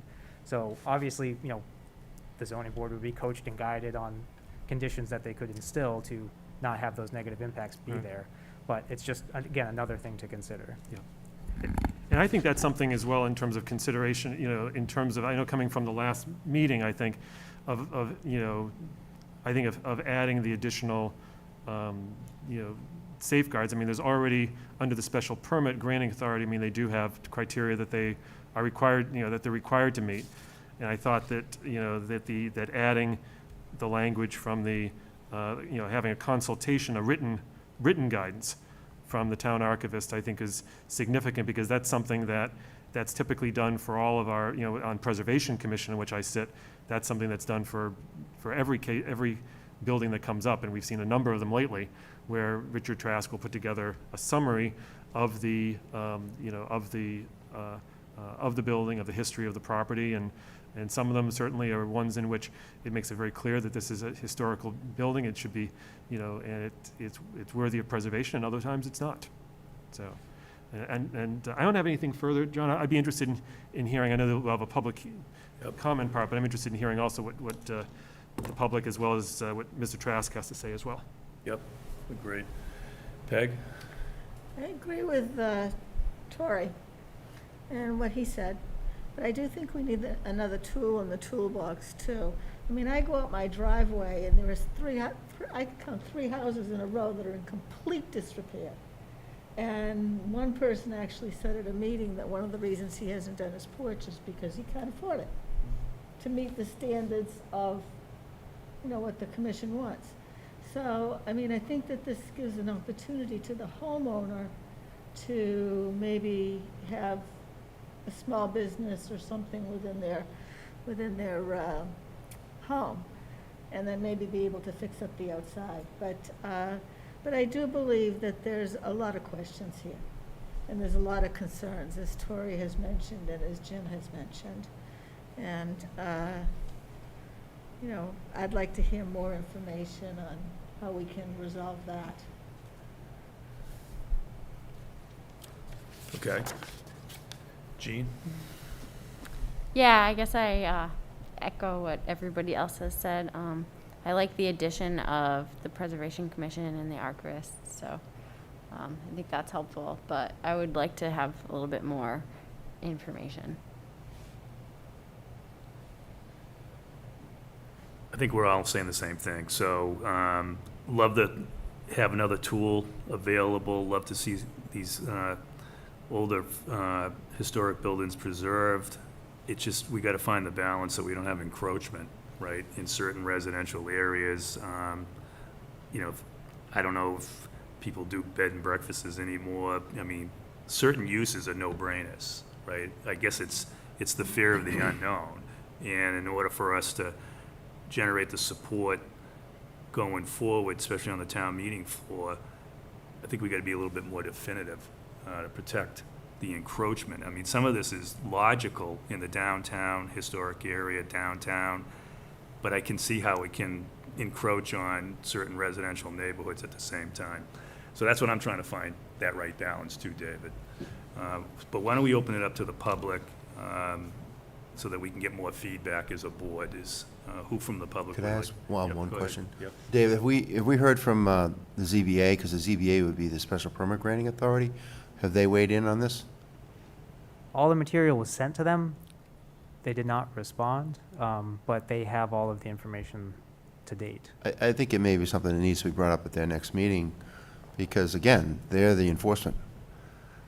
And so they may want to have some tailoring of this so we don't have to come back next year and make changes to the bylaw if something's not working correctly. How about the building inspector? Has he weighed in on this? He has not, no. So I think we need to check those boxes. It would seem to me it's only logical. Yeah, I mean, we can certainly reach out to the ZBA.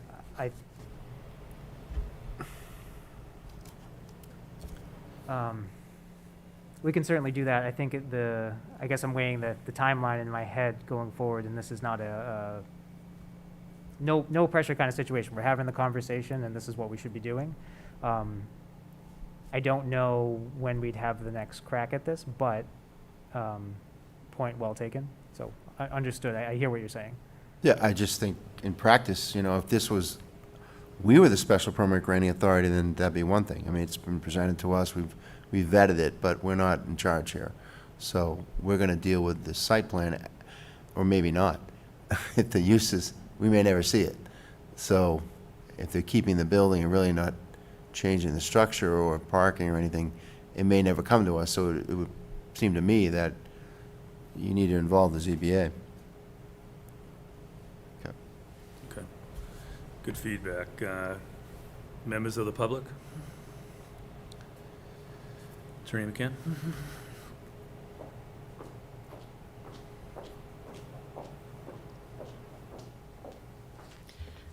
Thank you, Nancy McCann. I just have a few questions, more clarification than anything. And I think as Director Field's introduction, I think he answered some of them, but I just want to be clear because what he said is different from what I'm reading. So if I have as I read this, the adaptive reuse applies to uses that are not permitted rather than uses that are allowed. So you can get a special permit for uses that are not permitted in that zoning district.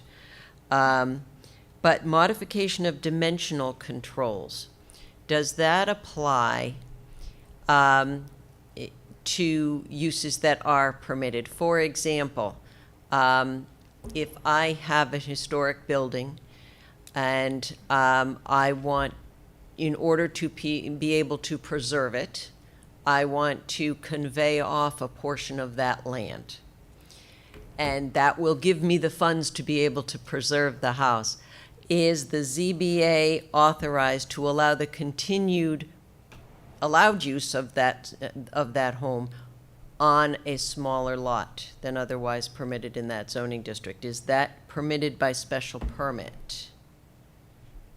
Good question. Yep, that's basically that's number 3. That's what you're. Okay, so I think I would say there's some wordsmithing maybe that needs to be done at the beginning of that under Section C, special permit. This special permit granting authority, after making the findings, may grant a special permit to authorize the following uses. I would add in there, or dimensional relief, in order to allow the continued use or renovation or repair or adaptive reuse. And then put an or after item number 2. We've got 1, 2, and 3. Make sure there's an or in there so that you could be seeking a special permit for either one, item number 1, number 2, if that's left in, or number 3, so that you don't have to be seeking a special permit for the use to seek a special permit for the dimensional relief is where I'm going here. And Mr. George mentioned that there's a few properties on the Preservation Commission docket right now. I happen to be representing 2 of them, and this is a situation that could apply to them, that could allow those particular structures to remain if the lots could be smaller than what's otherwise permitted. For example, a conversion in the R3 zoning district, where one of those buildings happens to be located, requires 45,000 square feet for a conversion. And now if that could be done on a smaller lot, well, then maybe that becomes a realistic, economically viable option for the landowner. The second item I had, so I think that I'm understanding with a little bit of wordsmithing here that is what's intended, because when we talk about adaptive reuse and the little definition section of what is adaptive reuse, it seems to be limited to changing the use of a structure to something that's not otherwise not allowed. And I think this needs to be broad enough to also include changing dimensional requirements for uses that are allowed, which would seem fair also. John, excuse me, can I ask a clarifying question? Yep. Just in terms of, under current, under the current, zoning and going to ZBA, you would not otherwise be able to seek dimensional relief? Yes, but it's a variance. And as Mr. Adler said earlier, the ZBA has the authority to do item number 3. To do a dimensional variance. But it's a variance, and that's a very different animal from a legal standpoint than a special permit. So this would be very helpful, this special permit criteria. And that is a question I have, as long as you brought that up. The required findings under item number D, these items 1 through 6 are the findings that the ZBA would have to make, or do they also have to make the standard section 30 bylaw special permit findings, or are those not applicable? It's only these 6? The intent was not to have those be applicable. Okay, so we wouldn't have to worry about the current section 30 standard special permit, so only with these 1 through 6. The other comment I have is going back again under item C, special permits. The ZBA shall seek written guidance from the town archivist, which is wonderful. Mr. Trask always has an incredible amount of knowledge, but should that also say, or the Preservation Commission, if for some reason Mr. Trask isn't available? Is that in there? Yeah. It says, or in the Is it absence. on the one that I Yeah. printed off? Okay, perfect. That's good. We know Mr. Trask will always be available, but just in case, the Preservation Commission would be able to weigh in, which I think is an important requirement. The only other question I have is, under the required findings, item number 4, the historical features of the building will be preserved for the duration of the special permit. What is the enforcement on that? If, for example, there is a special permit granted to allow dimensional relief so that the building is now on a smaller than otherwise permitted lot by special permit, which would go for in perpetuity, what happens if that historical feature is removed? For some reason, by accident, fire, dam, whatever. I think the accident and fire thing could probably be covered with section 3 of the bylaw. There's a whole option to how to rebuild or reconstruct your structure in the event of catastrophe. But the other part is, you'd be in violation of the special permit, it would be a zoning violation, it would be a series of escalating fines up until you come into compliance. So, I mean, part of this was to be fairly strict and rigid with maintaining the historic nature of the building. That's more or less the whole intent. So if you're violating that, it's like, then what are we really doing here? Right, so that's a really important condition that landowners will have to understand. And the special permit is recorded at the Registry of Deeds, and they'll have to know that. Going forward, they can't take off the pretty architectural feature 20 years from now, or they'll be in zoning violation because they'll then be on an undersized lot or whatever. Okay. All right. I think that's it. Thank you very much. I think this is going to be very helpful. And I think the ZBA will be able to make a case-by-case determination once the applicant makes their argument. The only thing I could think of is some sort of limitation on, when we're talking about dimensionals, a percentage of deviation might might give some comfort on that the ZBA could give a deviation of up to 50% or something like that. So it isn't just a completely open-ended idea, although my clients would certainly be happy with an open-ended authorization to the ZBA. Thank you. Thank you. Mr. Trask?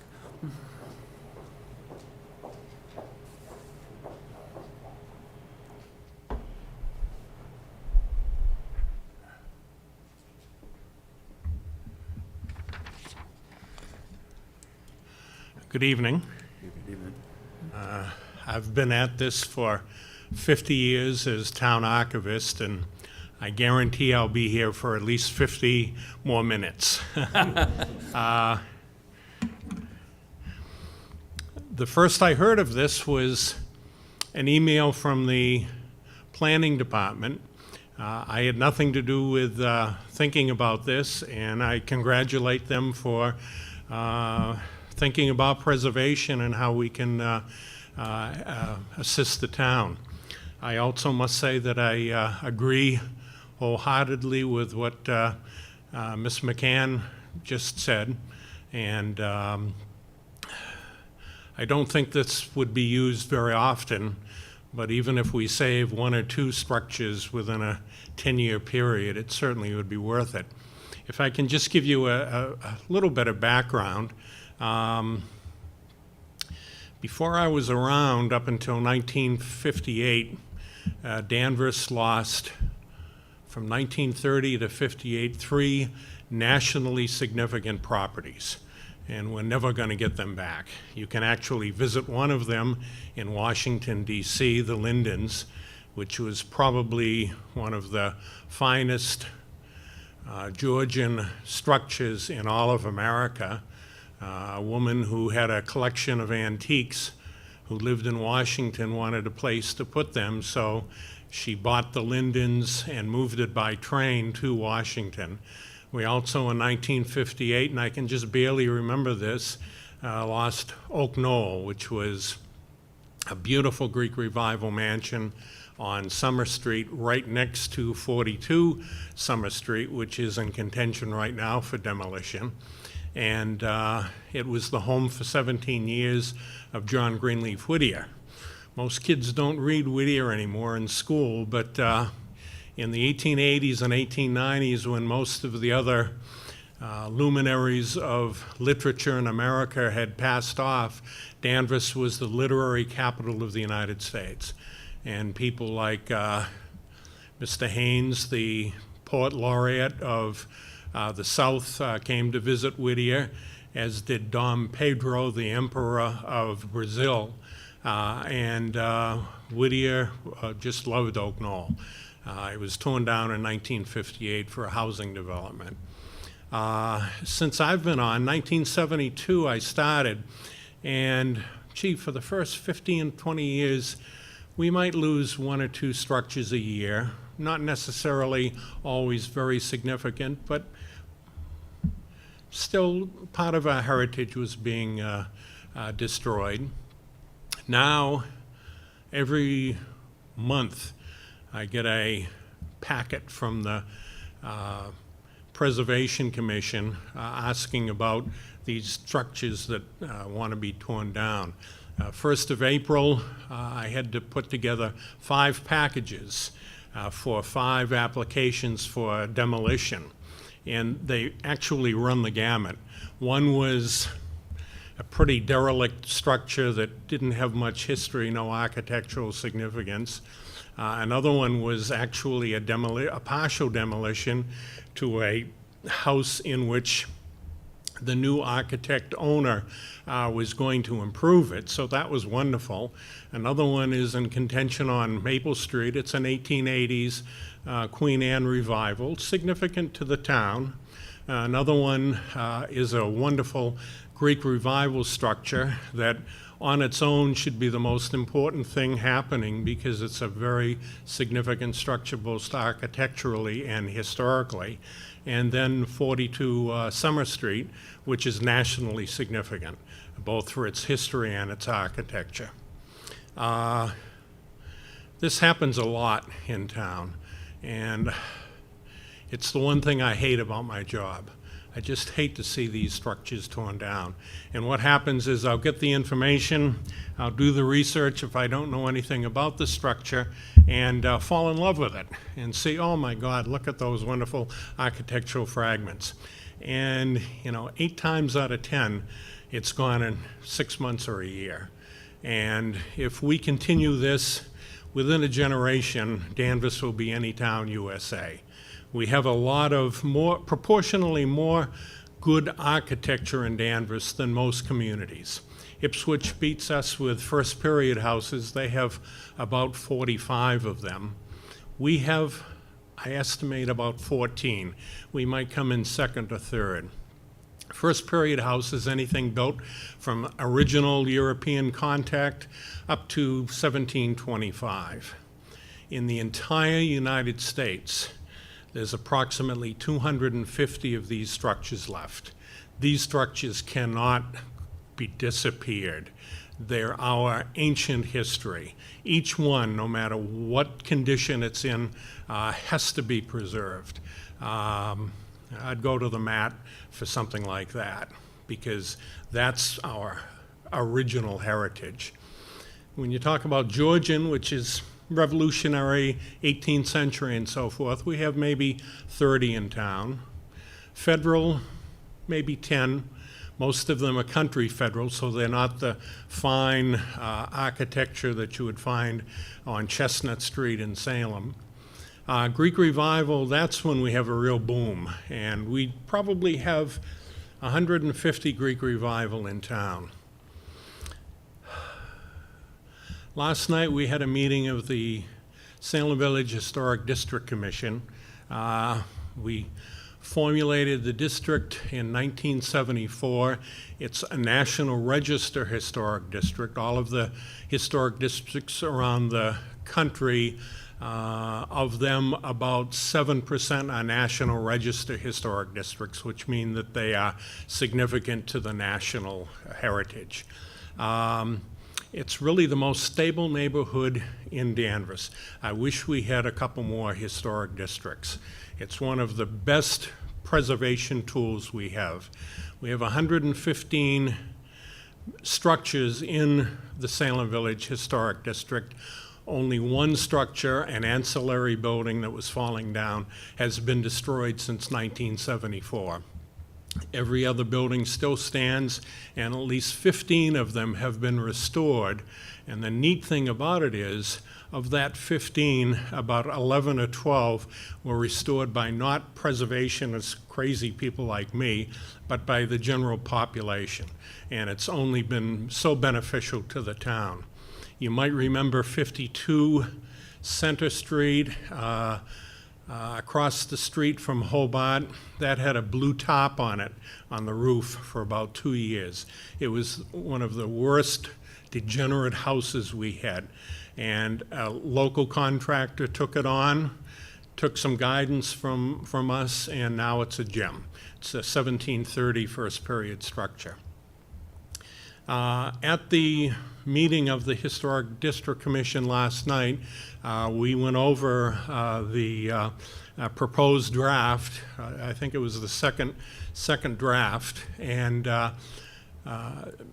unanimously said we thought that this was a great idea, with 2 caveats, 2 suggestions. I made a suggestion that instead of having the 1915 cutoff, what I really want the town to do is make sure they preserve the best of the oldest architecture, especially first period Georgian, Federal, and Gothic Revival.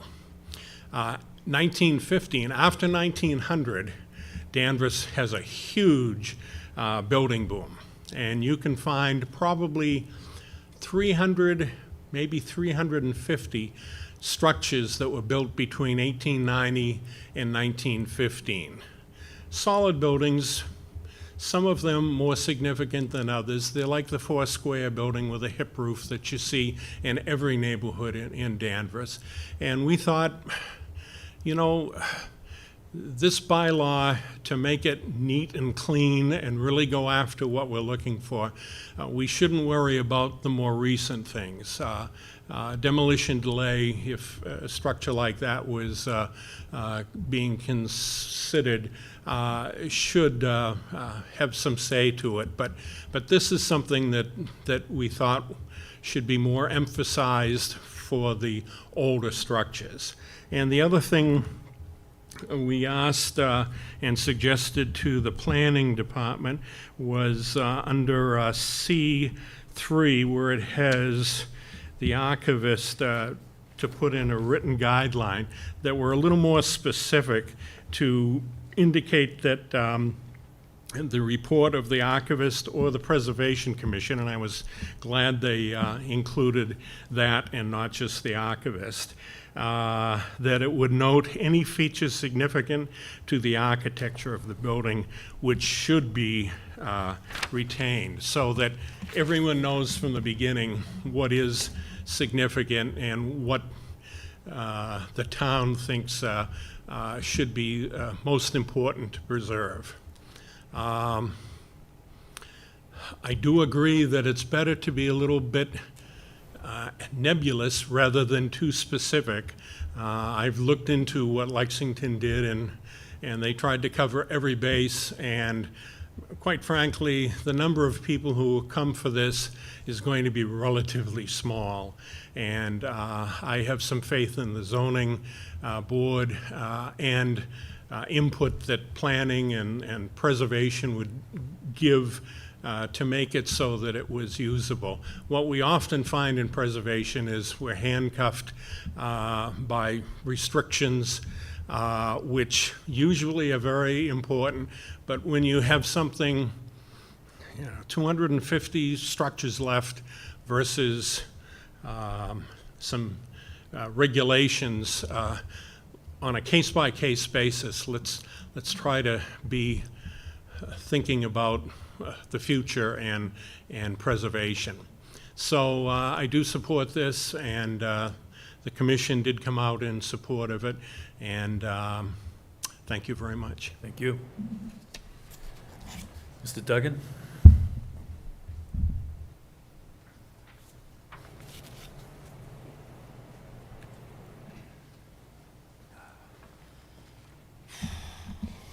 Thank you, Mr. Chairman. Matthew Duggan. Just comments about the process. This is a public hearing. This draft document has not been made available to the public. I saw it for the first time last night at the Finance Committee meeting. I don't have a hard copy. I don't have an electronic copy. So that's kind of troubling. And even now I can see it looks like you're actually editing this draft copy, so it's still a work in progress. The copy of this article that I have, number 39, it came before the Select Board on April 5th for public hearing and discussion, and then it was published by the town manager on April 7th. So this is the copy that the public has, the one from earlier this month. That night on the April 5th, the Select Board voted on this article. The vote was myself and 3 other board members voted favorably. No one voted unfavorable, and Select Board member Bennett, he abstained, and he wrote, and this is from the minutes of that meeting, Board member Bennett chose to abstain in light of the process followed in which the Planning Board weighs in after hearings by the Select Board and the Finance Committee. At the Finance Committee last night, the chairman, Mr. Lyons, pointed out that it's very unusual to have ask the Finance Committee to vote on this article prior to coming here. He suggested that he's never really seen that before. And so the committee agreed with the chair, and they voted to table this. I think they're planning to vote on it on the night of town meeting prior. I think they're going to have a special town meeting to vote on this. So it seems at that point, the public doesn't really, they know at this point will no longer have input to what the final copy is that will go to town meeting. So that, I'm not sure why that is. Do you, through you, Mr. Chair, why is the planning board not, why didn't you look at this prior to the select board and the finance committee? So, you know, from a timing standpoint, the planning board was first asked to look at this 2 weeks ago. So, you know, setting the agenda, and so David, this is being recommended through the staff, but through input you have received over the years, I guess. I mean, it is unfortunate that we have a very tight time frame. You know, because I think the spirit of what we're trying to accomplish, everyone's on the same wavelength, but the detail is really critical here. So, do you want to comment on that? I mean, hindsight's 20/20. We probably should have been talking about this a couple months ago, but this was not an action that the planning board asked the staff to look realize into. that. Okay. Yep. I can comment a little bit. I think to the first part, the draft's on the web page, so anyone who wants to look at it can do that. Member Duggan is not incorrect about the Finance Committee. They agreed to effectively table it, wanted the input from everybody else to come back, and thought it wasn't necessarily a huge issue to take up their positions before. Apparently that has been done before. And then that evening, anybody walking in will receive input in the form of a handout on how the Finance Committee would like to recommend the motion, including the Planning Board report as well. I think overall, holistically, and this is a much, much larger conversation that, you know, doesn't really have much to do with this zoning article, is we're trying to reconcile what we need to do for the Attorney General, which is constantly updated. It got updated again due to changes to 40A Section 3 for the MBTA communities, with the process as it is run here in Danvers. Traditionally, the Planning Board opens and closes the hearings. I mean, to Mr. Duggan's comment, the public hasn't had a chance to weigh in, but for our purposes, it's difficult to close the Planning Board public hearing where that's the only opportunity for the public really to weigh in and make substantive changes to the draft, and then have the draft be changed after that when there's not a public hearing on it. So we're trying to reconcile those processes. It's not going to be done in a day. It's not going to be done next year. It's going to take a long time to bring this all together to try and reconcile what we are statutorily required to do for public hearings for the Planning Board, and then run that concurrent with the process here. So again, like I said, it's complicated. We're not going to solve it just for this article. I'm not looking to advocate for that in any way. But So from a timing standpoint, so that this gets done right, obviously, at the fall special town meeting, the Planning Board actually endorsed languages before it went off to, I think, both the Selectmen and the Finance Committee. Yep. I understand that no one wants to see a structure between now and, quote, the next town meeting get destroyed. Is there that type of pressure that we're sensing? Or do we have time to get the input that some of the members, and I agree with the ZBA and the building inspector, to make sure the language is written in a way that everyone's comfortable? Do we have time to do that? I can respond, for myself, but if Member George, who's on the Preservation Commission, who actually sees these projects, wants to weigh in. But for this year, there's not a lot of time left. Very likely, unless you all want to meet again very soon, this would be the crack at it. But in terms of pressure, I don't vote on those. What's out of our purview. But Lou, I mean, obviously, you represent the Planning Board you wear another hat, so your feedback is important. Sure. Yeah, I mean, in terms of where we're at, I know that there is, you know, in terms of timing, I think part of what has gone into this process too is there not going to be a special town meeting in the fall? You know, one never knows, but there's Right. nothing scheduled. Nobody's proposing anything as far as I know. Right. And so I think that in terms of, you know, there definitely are, you know, I mean, there are buildings that are, you know, that are coming up before the commission.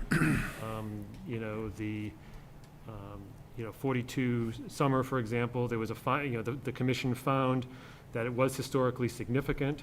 There was a hearing on you know, there was actually a hearing on whether it should be preserved and whether or not a demolition delay should be imposed. And the applicant requested a continuance, and so that's going to be addressed at the next, so it'll be addressed at the next meeting. So, I mean, there isn't, you know, I mean, timing is definitely, is short, particularly if there is not if there will not be a fall town meeting. I think that's the concern. But obviously, too, we want to, you know, I mean, I'm in agreement with, you know, Mr. Trask, and in terms of, you know, I think this is a good tool, but I also can, you know, I can also count as well. And so if it's, you know, if there are some concerns in terms of that the rest of the board is having on this that needs to be addressed, I mean, then I think it's a matter that, you know, to the extent if we can get it heard as soon as possible, like ultimately even at a fall town meeting. Yeah, and I think everyone wants a successful outcome at the town meeting floor, right? So, and, you know, our experience with that is the more information we have to give them, we're more successful with zoning changes. Yep. Right, Peg? I mean, you led that effort quite successfully for the downtown, so. Yep. Yep, go ahead, David. So, by echoing Member George's statement as well, you know, I've heard the comments and the feedback, both about process, both about getting the language tight and contacting other parties. Obviously not deaf to that, so if we're having the conversation tonight, this is sort of how the process goes. It's not neat and it's not clean, but that's what we have to do per state law. So, you know, we're having the discussion, and if the discussion goes further, it does, you know. Yeah. So just for what it's worth. John, may I just add one thing? Yep. I mean, I would just want to make, you know, just to make sure if it is something that, you know, that if these additional consultations are had, additional discussions, that at least the momentum is kept going so that we don't lose this momentum. And so ultimately we can get it before, you know, town meeting, if not for this time around, for, you know, for the fall. I agree with that. I mean, Yeah.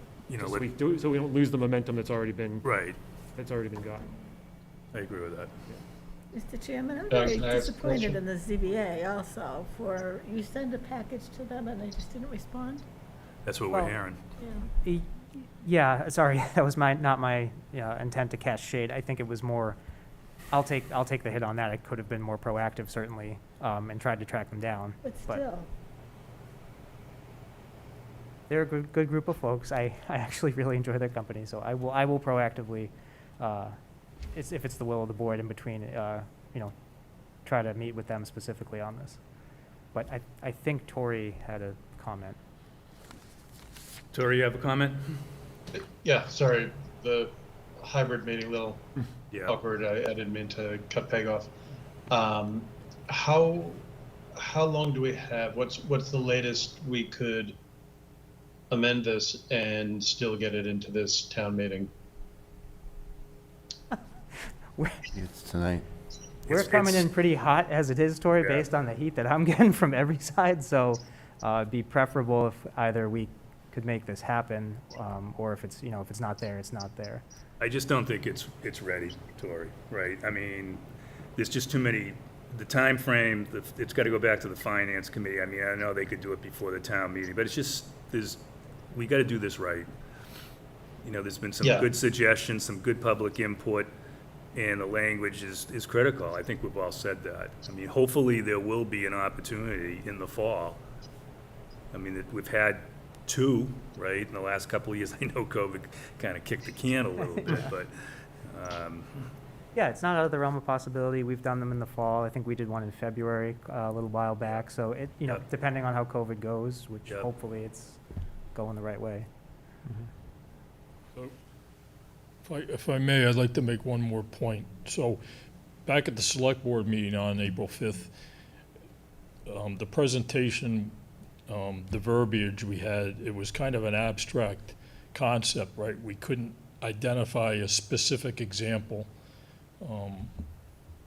to understand what the potential impact would be on like a residential neighborhood. You have an old architecturally or historically significant dwelling that's in a residential neighborhood, and suddenly it's the ZBA allows a variance or a special permit for a use like a medical office, like something you'd see on Conant Street, and now traffic, suddenly there's an impact to the quality of life to that neighborhood. So it was abstract. We tried to wrap our heads around what the execution would look like. And that kind of came on Thursday, April 14th at the Preservation Commission. There were a large number of town meeting members attended that presentation for 42 Summer Street. And I received comments afterwards where it was kind of dawn rised over Marblehead that this could be used to save 42 Summer Street, but at what cost? You'd still have the house and a small parcel of land, and the assisted living facility next door would be able to expand into the backyard of that property. And so you would have an island, you'd have a commercial facility, and then an island with this, a first period home. And so, it's sort of, the road to hell is paved with good intentions. You want to save the house, but, what you end up with is kind of, I don't know if it's the most desirable outcome. And so I think that's when town meeting members started to think that, hey, if the ZBA is the final arbiter of granting the relief or whatever to the owner, that's just a couple of, 3 or 4 appointed people. And it would, and they're quasi-judicial, so very hard to have standing to challenge their decisions. And so I really think it's not really ready for prime time. I wish it was. I wish I could stand here and say that this is good. We should just push forward with it for next month, but I don't really, I think it needs a little bit more vetting. Thank you. thank you. I think there's an agreement to do that. I mean, so, go ahead. Oh, I'm sorry. Go ahead, ma'am.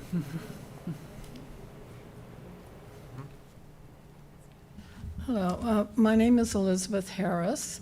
My family has owned the Proctor Farm, now more precisely the Proctor Farm Homestead at 180 Conant Street. I'm here tonight. I have a prepared statement, but with all that's been said, I just have to interject first, which is most important. Richard, those statistics are amazing. They're so impressive. Thank you for, and I just think time is of the essence in all of this to save more of these treasures, and I wish something could be done virtually, and the Finance Committee is going to meet before town meeting. I don't understand all of the process, but so if you make a try for this before the town meeting and they reject it, can't you try again in the fall or the next year? Is there a big downside to trying and making people familiar and hearing the objections and then trying to correct them for the next town meeting? That's just a thought. So I am really enthusiastic about the efforts the town's making here to preserve the earliest houses. and I think it will save some real treasures from demolition. I have a slightly different take on the proposed amendment, and I hope the planning board will also work to preserve the range of early buildings that remind people of Danvers' heritage. The town was, after all, a farming community. We have an early 19th century barn. We moved it in 1997 to save it from demolition, but also because it was almost precisely the same style as the barn on our property, which was burned down in 1933 by an arsonist who, I have been told, burned well more than a dozen barns in Danvers about that time. I'm wondering how many are left. Barns are especially prone to demolition by neglect because they're expensive to restore, and even when restored, zoning regulations often prevent them from serving any economic use, even economic use that might be compatible with surrounding neighborhoods. So while planners consider reuse incentives to prevent demolition, I hope they'll also recognize that zoning restrictions sometimes make it financially impractical for a citizen to restore and preserve an important existing and in-place historic building or outbuilding. Our stalled barn project, as explained in my letter, speaks to that predicament. Thank you very much and for considering this. And I Thank know you. as speedily as you possibly can. Thank you. Thank you, and thank you for the letter. Any other comments from the public? Is there a motion of action for the planning board from any of the members? John, if I could for a second. Yep, go ahead, David. You're all free to do whatever you want to do. Obviously, if it's a yes, that's great. But if it's not going that way, a motion to refer it back to the planning board for further study would Okay. be for the best. Yeah, based on the feedback and the tweaking of the language, I think that's the right way to go, David. Is there a So moved. motion by Jim? Is there a second? Second. By Peg and Tori. So let's do a roll call vote. Lou, sorry, I'll start with you. Yes. Okay. Tori? Yes. Jim? Yes. Jean? Yes. Peg? Yes. And I think it's the right thing to do as well. So hopefully, we can have a fall town meeting. I know there's other ways to get a town meeting scheduled, right? yeah. So those who have a vested interest in keeping this moving fast have tools in their toolbox too. Yep. Okay. Understood. Could I just, I know we're wrapping up, I just want to add a comment. I know David mentioned on a kind of a larger scale, if we're looking at the whole process. In the process, I've been on this board since 1999. Prior to that, I was on the Preservation Board for 4 years and, started the Preservation Fund, Inc. What I've seen, surprising to me, over the last several years of doing these extra town meetings for zoning, we've kind of gotten away from a presentation like we had this evening where you put up the zoning article on the board, people can look at it at a finance committee meeting, they can look at it at a planning board meeting, and they can even look at it at the town meeting. And a gentleman stood up at the town meeting in the fall and was kind of, surprised to find that nothing was being presented, as to the actual verbiage of the several articles that were presented. And he was told to go to the website. And that's a common refrain we might hear today, but when you've got hundreds of pages of material and, oftentimes at a town meeting, folks are, by human nature are busy and they're coming to a meeting and they may not look at the material until that night or even while they're sitting there. So I think the process is kind of denigrated to the part where, we're not being very transparent with the town meeting members that may or may not attend the meeting. We had several articles that were presented kind of last minute in kind of a rushed fashion, as I think we've seen with this article. whether it's, you know, boyish enthusiasm, trying to get things through, to pad the zoning articles. I'm not sure what you want to call it, but these articles are going to affect the town. We want to do it right. We want to study it. We want to have feedback, not only from the planning board that's going to be proposing it, but from the ZBA that's going to be enforcing it, and people that are going to be affected by it, notably the town's members, town property owners. There were a couple articles that were proposed kind of 11th hour last fall that, you know, really struck me as odd and didn't really give the ability of the landowners that would be affected, you know, to respond or even know that it was even proposed. And what the feedback was, well, yeah, it was advertised, or it was, you know, on the website, which didn't seem very open to me and didn't seem way to operate as we do in Danvers, being transparent. If we were going to affect someone's property rights, we want those property owners to have the ability to be heard and to comment. So I think I'm encouraged by the fact that we have a map of the properties in question, and this may tease out if we can get further drill down onto that map and get some addresses so that we know the people that are going to be affected by this zoning bylaw. Perhaps they can also be aware of the fact that, you know, their property zoning or ability to do something with their property may be changed. I think we need to be a little bit more transparent and a little bit more educational to the town population and to the town meeting members as to the process and as to you know, what is being proposed. So I mean, you know, I know we talked a little bit in Zoom, but this is our first opportunity, at least for me, because I missed last meeting, to talk about it in a live sense. And I really think that, you know, when you're trying to cram in a 30-article meeting and you know, it's a ton of information, but a lot of people don't have time to digest it and do not perhaps have the opportunity to attend the meetings or watch it. But I think we need to do a better job. Personally, I think we need to do a better job globally to present that material and to have it available to people that maybe don't have Zoom. There are a lot of, you know, and I'm not saying just older town meeting members, but, you know, people that may not have the ability to have a laptop. I mean, people reach, I know I have several clients, you know, they reach a certain age, they don't have computers. They don't want it, but they're still active in town. They still want to know what's going on. And if you're a property owner, and we're going to tell you that because you're in Residence 1, you can no longer convert your 2-family to a 3-family, I would think that person should know that. I would think the people that own those properties should have the ability and have the, you know, the knowledge of that's put out there somewhere. So we have to just be careful, I think, on how we work, and that's my soliloquy for tonight. Thank you. Okay, thanks for the feedback.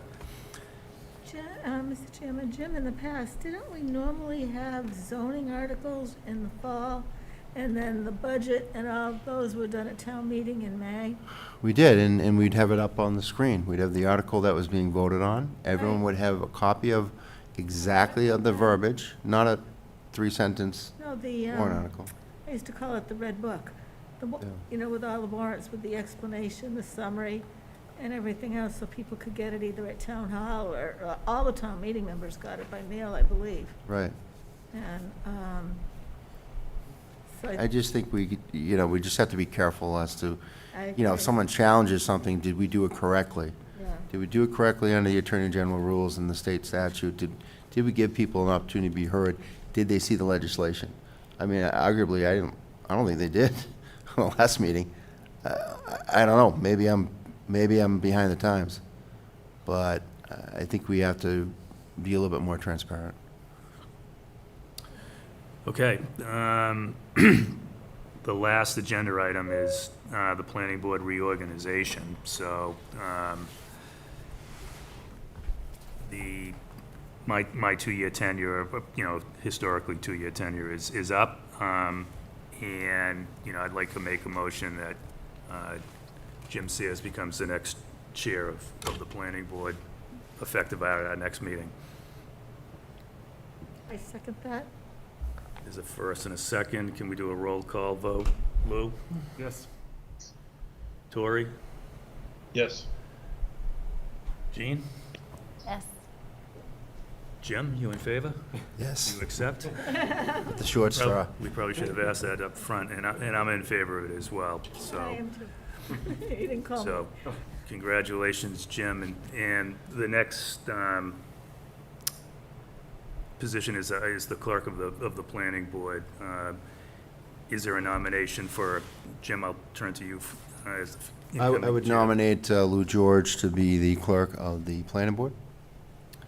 Is there a second? Second? I'll second. Okay, roll call vote. First of all, Lou, are you willing to accept? Yes, I am, thank you. Okay, all right. Tori? Yes. Peg said yes, right? Lou said yes, I believe. Jean? Yes. Jim said yes, and Yes. I'm in favor as well. So, good luck to the new officers of the planning board. And with that, I'll entertain a motion to adjourn. So moved. Move that we adjourn? Second? All in favor? Aye. Aye. All right, thanks for everyone. Thanks for Thank you, your John, participation. for your. Good night, everyone.